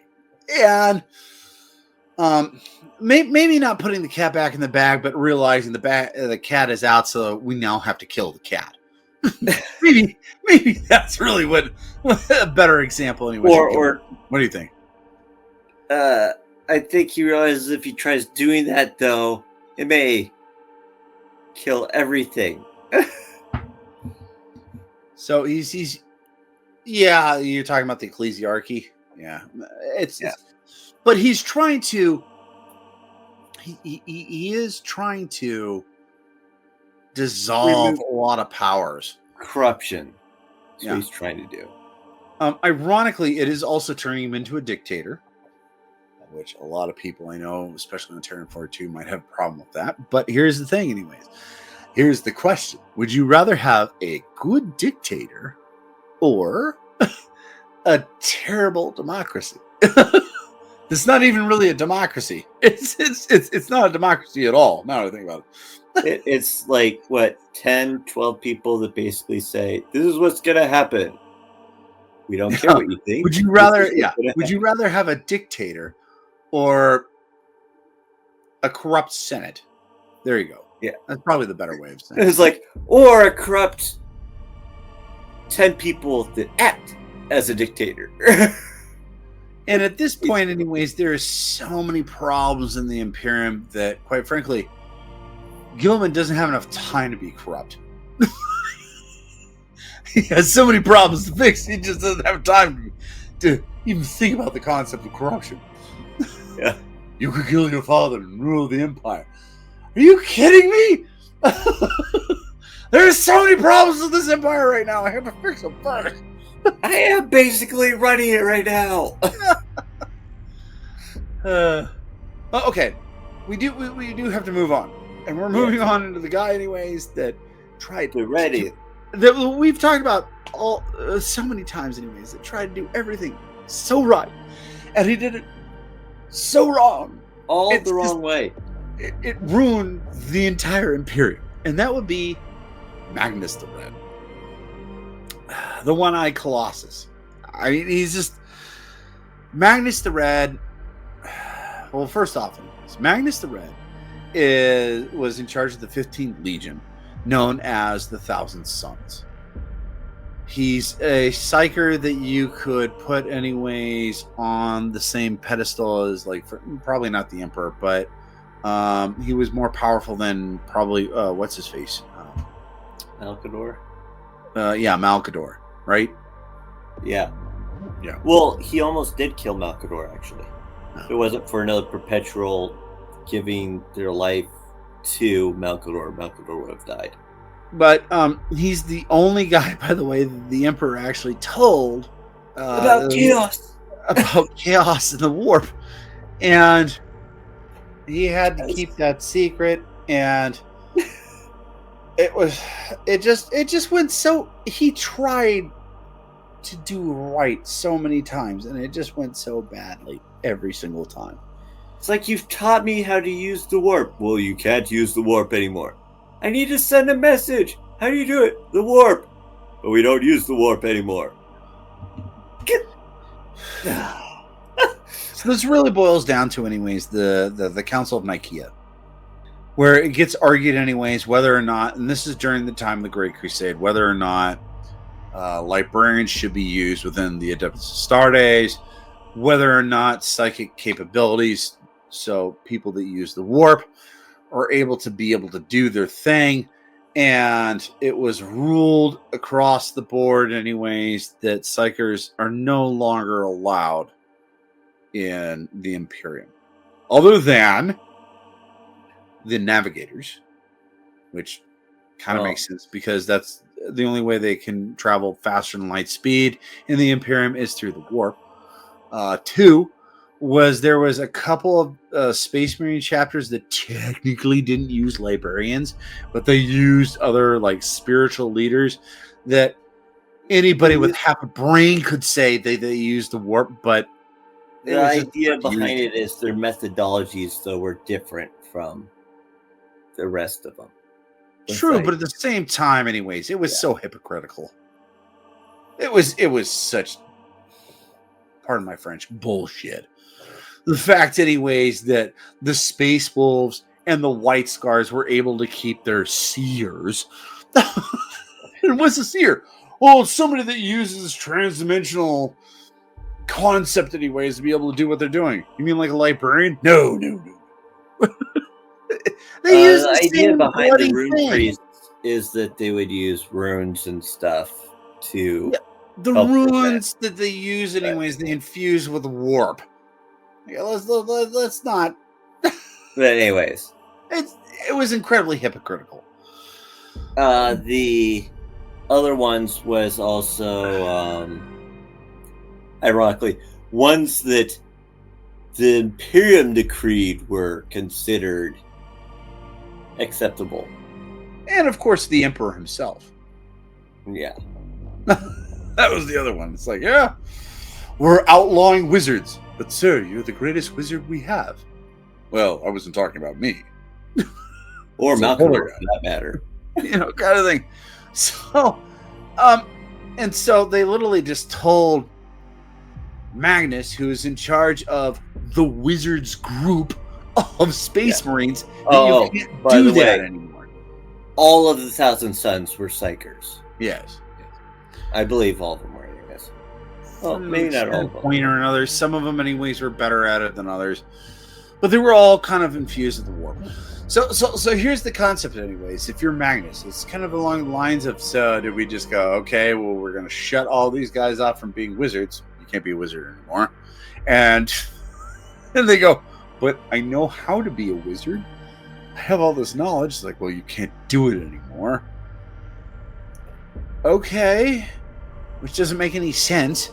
Or two, anyways, it's like, okay, we're going to tell everybody we're not wizards anymore. But we're going to keep being wizards, Harry. Okay. Just not in front of everybody. Yeah. And that's kind of what Magnus did. And then, so that's where it all started, where he did everything wrong. So that one, anyways, that one in particular, I'm like, okay, Magnus, yeah, no, that wasn't a good idea. The second thing, though, anyways, is that he finds out that the gods in the war are going to try to change Horus to their side, so that he will start a revolt against the Emperor. And so he figures this out using wizardry, and he goes, well, maybe I can persuade Horus not to do that. So he uses wizardry or warp knowledge or whatever you want to call it, anyways, to talk to Horus while he is trying to be persuaded by the Chaos Gods.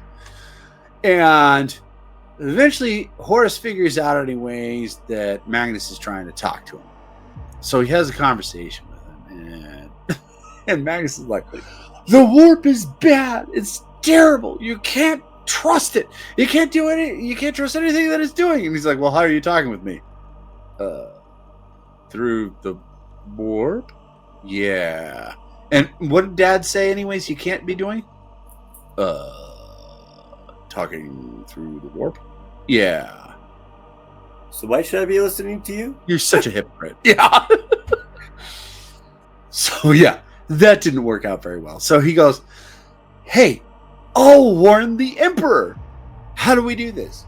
Well, I can't get there very fast through a ship, so I'll use sorcery. Like he did before. It didn't work the first time. It doesn't work the second time. What ends up happening, actually, is that he tears through all these different fields, and all these demons pop up on Terra as he's trying to explain to the Emperor that Horus has become a traitor. The Emperor doesn't believe him because, oh yeah, he brought a bunch of demons with him. And then he sends Lehman Russ to capture him on Prospero. Right. Magnus, every single time he does something in the Horus heresy where he tries to help, it goes so south because he tries to do it the wrong way. The best way to describe this is that it's somebody, anyways, that knows the right way to do things and goes, but I've got a better idea, and does it their own way. It's very much, anyways, for Magnus. I know a lot of people, anyways, is like, it's not really Magnus' fault. He tried. It's like, well, yeah, he did. But the thing is that pride Darius go before the fall. He didn't want to do it anyways. A way that would have worked, that he knew he needed to do. He needed to do it his own way, to prove anyways that he was right. And it failed so many times. Yeah. And it failed so badly. And in the burning of Prospero, when Lehman Russ shows up, he figured it out really quick anyways. When Lehman Russ anyways lifted him above his head and suplexed him down on his knee, breaking his back.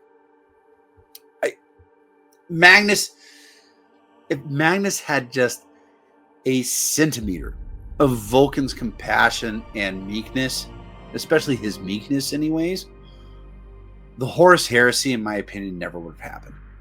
Well, at least not the way that everybody would have thought.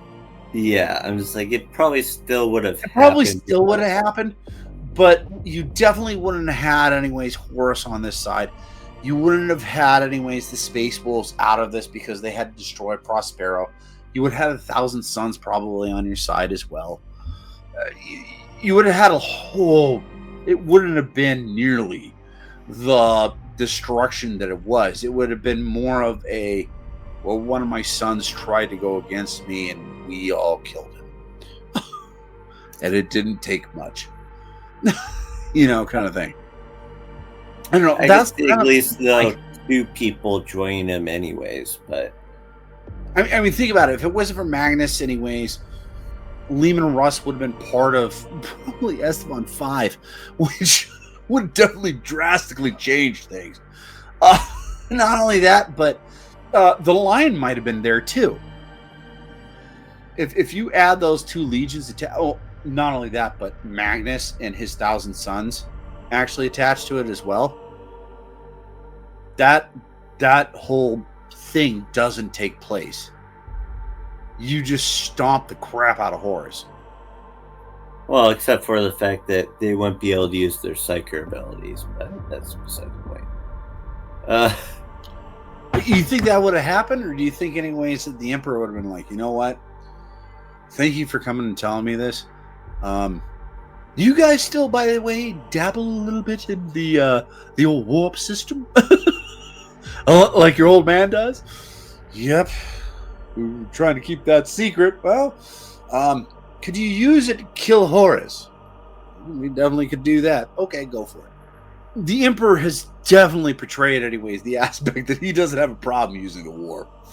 So I just think anyways that if his own ego hadn't gotten in front of him, Magnus could have been one of the greatest heroes of the Imperium. That's my thought process. What do you think of Magnus? I think, he just did everything the wrong way. Mm-hmm. He should have. I also think they should have let some other people know about chaos. Well, I think that anyways, in and of itself anyways, is an Emperor's problem. Yeah. Not necessarily Magnus's problem. The Emperor should have told his sons anyways about chaos. Well, as soon as he found out that Horus was starting to be tempted by chaos, I would actually start going to different people and telling, chaos is an actual thing. This is what chaos is. I could show you some stuff concerning chaos. Okay, that in and of itself is just simply he didn't do that because the Emperor said, I'm telling you this stuff. You can't tell anybody else about it. Like I said, this, to me anyways, that whole aspect is an Emperor problem. That's not really a Magnus problem. The Emperor really should have told his sons, hey, by the way, there's this really bad entity out there known as Chaos. And it's going to try to convince you anyways to join their side. That's not good. I mean, he should have done that from the very beginning. But like I said, we're not talking about the Emperor. Right. We have talked about the Emperor before, and we'll probably talk about him again. But the next guy, anyways, is your personal favorite. Leader of the Blood Angels, Sanguinius. Okay, so he's referred to as the Angel. Personally, I don't have any beef with him. Okay? And nobody else did, by the way. all of his brothers, anyways, enjoyed him. He's the guy that got along with everybody, quite frankly. It's except for Yuxin. All of the press and people's viewpoints that agitates me. Yuxin's one of those guys, anyways, that I asked him on Terran 42, and I said, well, what do you think of the Saints? And especially their quarterback, Drew Brees. And he's like, I don't like him. Why not? Well, because everybody else likes him. No, it's because everybody else talks about him, considers he's like the greatest person ever. It's like he's like one of the greatest quarterbacks of all time, Yuxin. He broke like every single passing record before he retired. And then they all got broken by Tom Brady, but still, it's still that concept. Well, nobody else likes him. That's Yuxin, the wet blanket of the universe. But even you have to admit the fact that he's been blown out of proportion enough. Do you think people take him too far? Yeah, absolutely. Yeah. I wholeheartedly agree with you on that. Just that I did a poll actually for the people on YouTube, and it was, who do you think would win in a duel? And I used all the Primarchs, and I got to the very end, and unfortunately, like one of the first guys that I used was Sanguinius, and he like won by a landslide every single time. And the last time, anyways, when we got all of them up together and he pretty much beat all the other Primarchs supposedly in a duel, then I said, who wins in a duel, Sanguinius or the Emperor? And 25% of the voters said Sanguinius. Yeah. So let that sink in anyways. There are enough fanboys out there anyways that 25% of them think that he could take the Emperor on and kill him in a duel. Which is dumb. Of course. Now I think any of the Primarchs could, but that's because he's the right corpse, basically. But at the time that he was alive, no. Sanguinius was very important actually during the Siege of Terra. He's the rumor behind it is that he's the one that shipped Horus's armor before he was killed by Horus. At the end of the Siege of Terra, that way it allowed the Emperor to actually kill Horus because there was a chink in his armor. Now, mind you, anyways, that might be all hyperbole and propaganda. But from the books that I have read that a Sanguinius is in it, he is, out of all his brothers, probably the most hopeful, which is why I kind of like him. Especially because he had some few attributes. One of the things that you forgot to mention is that he has wings. Oh, yeah. None of the rest of the Primarchs have wings. He does. That's why he's called the Angel. So he also suffered from the Red Thirst. But, well, okay. Also, you got to, if you're going to give his attributes and disadvantages, you got to give both. Okay, well, he had wings. He was able to foresee the future to point, anyways. I say that because it wasn't just like I can read everybody's movements verbatim. No, yeah. It's like a foresight thing. It's a very interesting because that actually, anyways, it's very muddled throughout the lore of how good that was, or how well he could use that, because some people take it all the way up to the point of well, did you see the Terran 42 movie Next? I believe that was called, starring Nicolas Cage. Yeah. So he literally could see everything exactly for, I think it's like, what, 2 minutes in the future?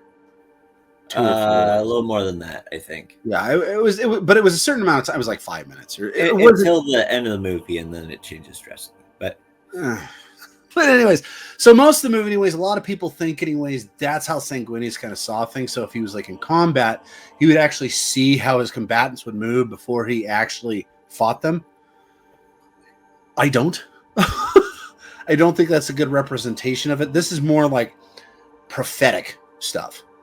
Yeah. So like he can see into the future, and as we know, anyways, the future is a fickle thing. If you change something slightly in the present, it changes the future. But right. There are particular ways, anyways, that those rivers of the future, anyways, branch out, and there's like assurities, and there's stuff that isn't. So I think, anyways, he could definitely see into the future. It was just more of a what is he seeing? Kind of thing. Yeah. Every time, anyway, someone's like, I can see into the future. It's like, well, good luck. Because it normally, there's a couple things that normally end up happening. First, anyways, like for instance, Conrad Kurz, you go insane. Yeah. Because normally you don't want to see what is curtailed into the future because, as we know anyways, like I just said, doesn't mean that that's actually what's going to happen. This could be what happens in the future. That's the thing. With Conrad Kurz, almost everything that you'd see in the future was something horrific that would happen. He saw all of his brother's deaths. Yay. Yeah, exactly. It's like all the most horrible things that you do not want to know about the future. That's what he would get glimpses of. Yeah, well, and that was the thing about Sanguinius too, anyways, is that he saw his fate. He saw his death at the hands of Horus. Which, by the way, kind of makes him more of a hero from what he ends up doing because he just kind of admits it and just goes with it. He goes, okay, I know what I need to do. And he accepts his fate and he still is the hero that he is instead of trying to run I from think that's his greatest quality that I've found that's actually been a through line since the very beginning of his chronicling is the fact that he's able to see something. He goes, I know this is not going to be beneficial to me, but for the good of the empire. Yeah, for the good of the empire. Yeah, exactly. For the good of the whole, it needs to be done. And I'm the person who has to do it. Yes, which shows, anyways, as opposed to a lot of his brothers, a whole lot more of humility and just self-sacrifice. I mean, most of his other brothers wouldn't do that. Now, mind you, anyways, part of me also thinks it's like, okay, if I was him, I might be like, maybe we could figure out a way to, not die. A loophole. The future is never set in stone, so it's like one of those like, maybe if we try poisoning horses' food a little bit early, yeah, something, kind of thing, or maybe I'll take Steve with me so I can just throw him in front of Horus and or Sister of Battle, yeah, or bring some Sisters of Battle with him that are blanks or something, anything. Kind of thing, or try to figure it out, or at least tell people about it. Like, look, this is what supposedly is going to happen. How do we not have this happen? Yeah. But he doesn't do any of that. He actually just kind of takes the saintly route and the, self-sacrifice, which, like I said, anyways, kind of puts him up there anyways in my book as being pretty cool. Also, like I said, anyways, he was beloved by all of his brothers, which is, there is no other Primarch that's like that. Yeah. Not a single one. They always had somebody that they disagreed with, that they didn't like, other than Sanguinius. There are two negative factors to him, though. One is he did suffer from the Red Thirst, which is basically he did temporarily suffer from the Red Thirst. No, I'm not saying you didn't. What I'm saying is that it wasn't nearly as bad for him as it is for his Blood Angels. Oh, yeah. Yeah. He had a little bit more control over it. Let's put it the Red Thirst is basically a blood rage. You're a vampire. Yeah. they are. Now you're a vampire. Congratulations. The other thing is when he died, he ended up cursing basically his entire legion to something called the Black Rage. Okay, well, first off, he didn't. That wasn't on purpose. That just happened because he died. Yeah. You can't be like, I purposely can damn you, Sanguinius. How could you possibly do this to us? It's like, well, I died. Sorry. That wasn't his fault. Sorry, go ahead. I'm just saying it was a negative thing. It is a very negative thing. Black Rage? Yes, very negative. Go ahead. What ends up happening in that case is that they eventually will snap, and in that case, they think that they're Sanguinius. In combat. It's the mental fortitude of who he is got portrayed to his sons and so on and so forth throughout the rest of the eras. Yeah. So it's kind of hard to explain, but what it really boils down to is that they can actually, at times anyways of great stress, they can actually, like you said, they think they're Sanguinius. They see his memories. They see him fighting Horus. They see him dying, kind of thing. So it kind of flips a switch in their brain, and I think there's only been like a couple of Blood Angels that have come back from the Black Thirst. Yeah. Or Black Rage. And To become their White Chaplain tends to, a lot of the time, just take the heads of the people that fall to the Black Rage. Yeah, or they're separated into The Death Company. But I mean, also by the way, Sanguinius wielded a spear, which was kind of unusual. I think only one other person wielded a spear, which was Alfarius, right? Yes. Well, other than Lehman Russ, because the Emperor forced him. He kept leaving it behind and it just magically appeared wherever he went. Oh no, it's here again. Darn, I guess I'll take it. Until he almost kills Horus with it. But, I mean, usually he wielded, I believe it was a power sword. Which, quite frankly, he should have been wielding an axe. Let's face it. But, you got anything else on Sanguinius? He's considered the noblest of all the Primarchs, which I would agree with. I can't think of anybody else, anyways, who's more noble than he was. Apparently he is beloved enough that he actually has his own holiday after him. Yes. Comes around time anyways of what is 40K's December time. Well, now that we've finished with Sanguinius, how about you tell us about the Lion? Now, Lionel Johnson, who is Hermes' favorite, by the way, is the leader of the First Legion, also known as the Dark Angels. They're all from Caliban. They're very knightly order. They're also very secretive now. They didn't used to be as secretive. They still were. But Lionel Johnson is known as probably the greatest general out of all of them. Would you agree? Yes. And, Brain records, yes. And you could argue he's probably the best warrior, too. He's also one of the few ones that's still around. Yeah, he popped back up at the 41st millennium. I'll get there in a second. But he was the guy that was in charge of the First Legion. Now, the First Legion is one of the oldest legions out of all of them. It has a lot of history even before Lionel Johnson showed up during the Great Crusade. We did a bunch of boxes on him. What was the Xenocide called? The Rain Dan Xenocide. Yeah. Which was fairly interesting. It's worth actually listening to the Vox of. But Lionel Johnson was very good anyways at figuring out tactics. He was great anyways fighting in hand-to-hand combat. He just had one problem. He didn't know anything about people. So, which causes him to have some problems throughout his career. Now, mind you, and I don't even think anyways he's really learned much since he's come back in the 41st millennium or 42nd millennium, but it'll be interesting as the history expands out from there. But it's like somebody comes by. Okay, here's something you need to learn. You should have learned it a while ago. Become a people person. Learn to live in society. As opposed to, like, for instance, Gilliman, who, like, with logistics anyways, understood how people worked. He may not always have gotten along with people, but he understood how people worked. Johnson just didn't. He just kind of looked at people as numbers. And, which makes him a decent general. It does also give him huge blind spots in how he works with his troops. Now, when I said anyways, he's probably the most dominant or the best warrior out of all of them. There are people definitely who would disagree with that. Obviously, anyways, the guy that we just talked about before, Sanguinius. There's a lot of people out there anyways that say Sanguinius anyways could take on the Lion. I'm not one of those people. Neither am I.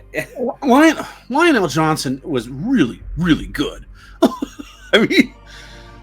There comes a point anyways during the Horus heresy where right before it starts, the Civil War itself starts, but Horus is already turned to the dark side, so to speak. He's trying to figure out anyways what to do with his brothers, what he needs to do anyways to either get them out of the picture, kill them, or have them join his side. And the one guy that he was scared of was Lionel Johnson. the thing that worried him the most about Lionel Johnson is that if he was there, he could gather enough forces and enough troops together that he could just wipe the floor with Horus. Horus was the only guy that he was worried about as a tactician, as a leader, as a general, as a warrior.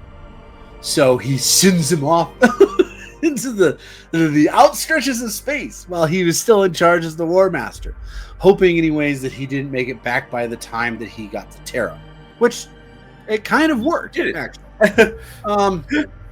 Now, mind you, anyways, me personally, anyways, my favorite guy, anyways, I think could beat the Lion, and that would be the Wolf. Now, ironically, anyways, Leman Russ is known to not really have gotten along with anybody. So we had the guy that was found before him, Sanguinius, who got along with everybody. The Lion got along with nobody. Nobody. It wasn't that they didn't like him. It was just they didn't know him. Like we said, he wasn't really a people person. Yeah. He just didn't understand how people worked. Now, the only guy that you could say that he kind of got along with, which is really weird, is actually Leman Russ. Now, some might say, anyways, they hated each other. It was more of a. They had a really competitive. Changed after the Lion and the Wolf. It was very much, anyways, a very competitive relationship, though, regardless of what time. Yeah, but the reason what Euxin just brought up, anyways, the Lion and the Wolf, is a story that took place during the Great Crusade, and it was both of them had to take this. I believe it was a fortress, correct? Yeah. And the guy who was in charge of the fortress, who was the governor of the world, mentioned that Leman Russ wasn't something along the lines of Leman Russ wasn't good enough anyways to be his Grox-like pet, or something along those lines. Yeah, something along those lines. Which obviously Leman Russ did not find amusing at all. So he declared anyways a blood oath that he would take the man's head. But unfortunately for him anyways, so he's just like, I'm going to go storm the castle. Lionel Johnson had already anyways established like a really great plan to take this fortress. So he did it. And he didn't. Here's the thing, though. He didn't let Leman Russ know either. Yeah. That was one of the things that was just such a... That might have helped a little bit. Move. Yeah. It really was. It was one of those kind of like, they're talking and Lehman's just like, but I must take his head. And the Lion was just like, whoa, what in the world is that thing? And it's the Lion, or the Wolf turn around and he goes, activate, plan, C, now, you know. And so the person who does end up killing him is, I believe, the Lion's the one who kills him too. The Lion ends up killing the governor, which is a big problem. And so when Leman Russ finds out about that, he just marches up to the Lion and does something that no one has ever done to the Lion before. Smacks him across the face. Which starts a fight, which, if I recall right anyways, lasted 3 days and 3 nights or something like that. Or yeah, the concept was that the Lion wasn't as strong as Leman Russ, but he was a little bit faster.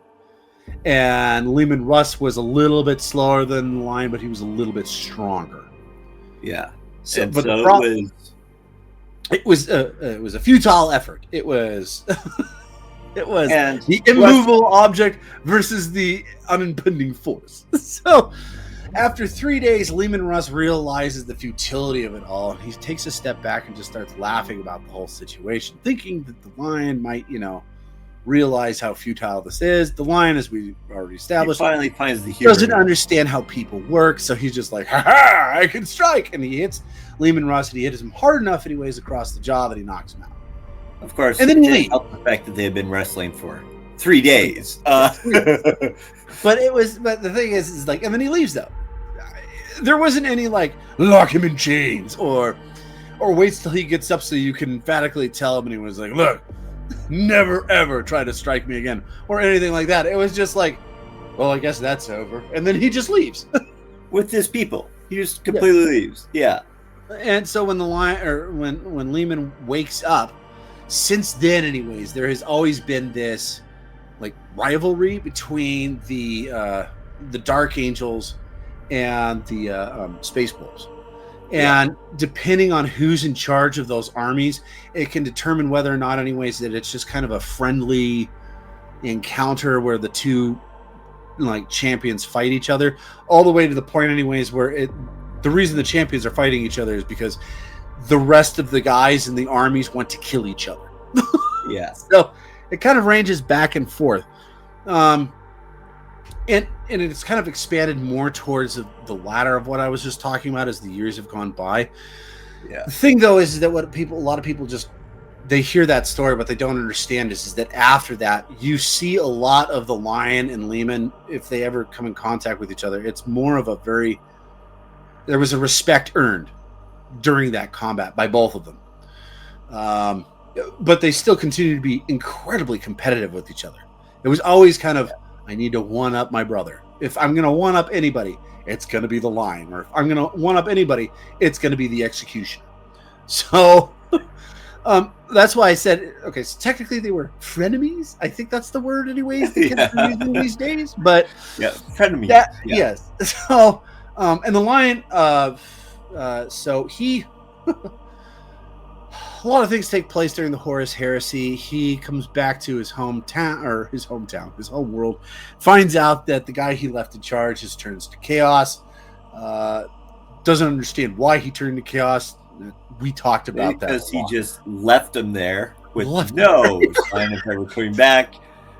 You really feel bad for the guy he left in charge. Actually, his name is Luther. Who, quite frankly, anyways, I'm kind of siding with Luther on this one. Like, dude, just yeah. But they end up fighting. He mortally wounds, and I put that in quotation marks. Luther mortally wounds the Lion. What he really did was that he knocked him out cold, and he's been asleep for the last 10,000 years. And poof, he woke up like a few months ago.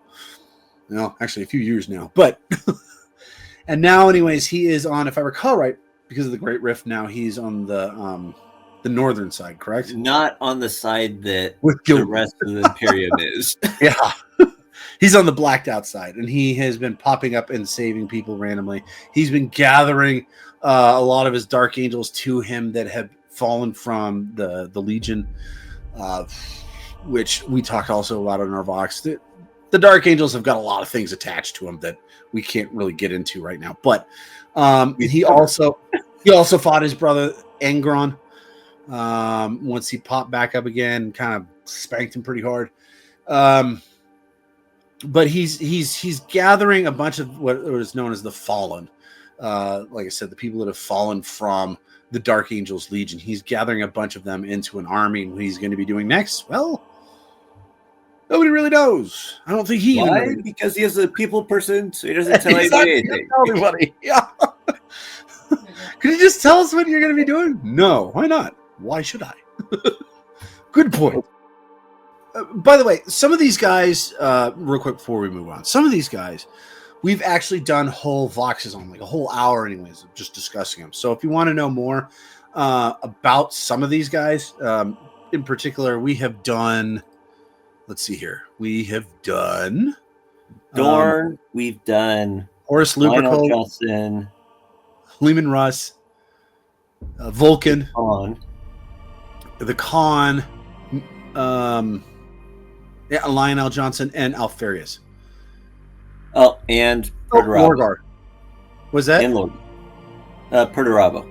Oh, Perturabo. Of whom you should be talking about next. Yes, we will be talking about here next. But if you want to know more about these guys, I actually do have a on Tales of Asheraka. We actually have a whole podcast, and it's just the Primarchs that we have actually talked about so far. But one of them, by the way, is the Lion. So if you want to know more about the Lion, go ahead and click the thing anyways up above that's going to be there. Well, up next, you are going to be talking about Perturabo. No, I'm not. The reason why is because, unfortunately, we are out of time for today. Join us next time as I do talk about Perturabo, along with Yuxin, with the rest of the Primarchs. Fantastic. But for those of you who enjoyed our little show, could you please be so kind as to push that subscribe, like, or follow button? And if you wish to help us expand our work on 40k lore, by all means, support us by joining our membership program on our YouTube channel, Tales of Ashraka. Right now, we have 4, but we could use more. Hey, that rhymes. Oh, and don't forget to purchase the Yorin Ice, sold wherever ebooks are sold. Yes, but most importantly, have a great day. And Until next time, this is Ekthar. And Yuxin. signing off.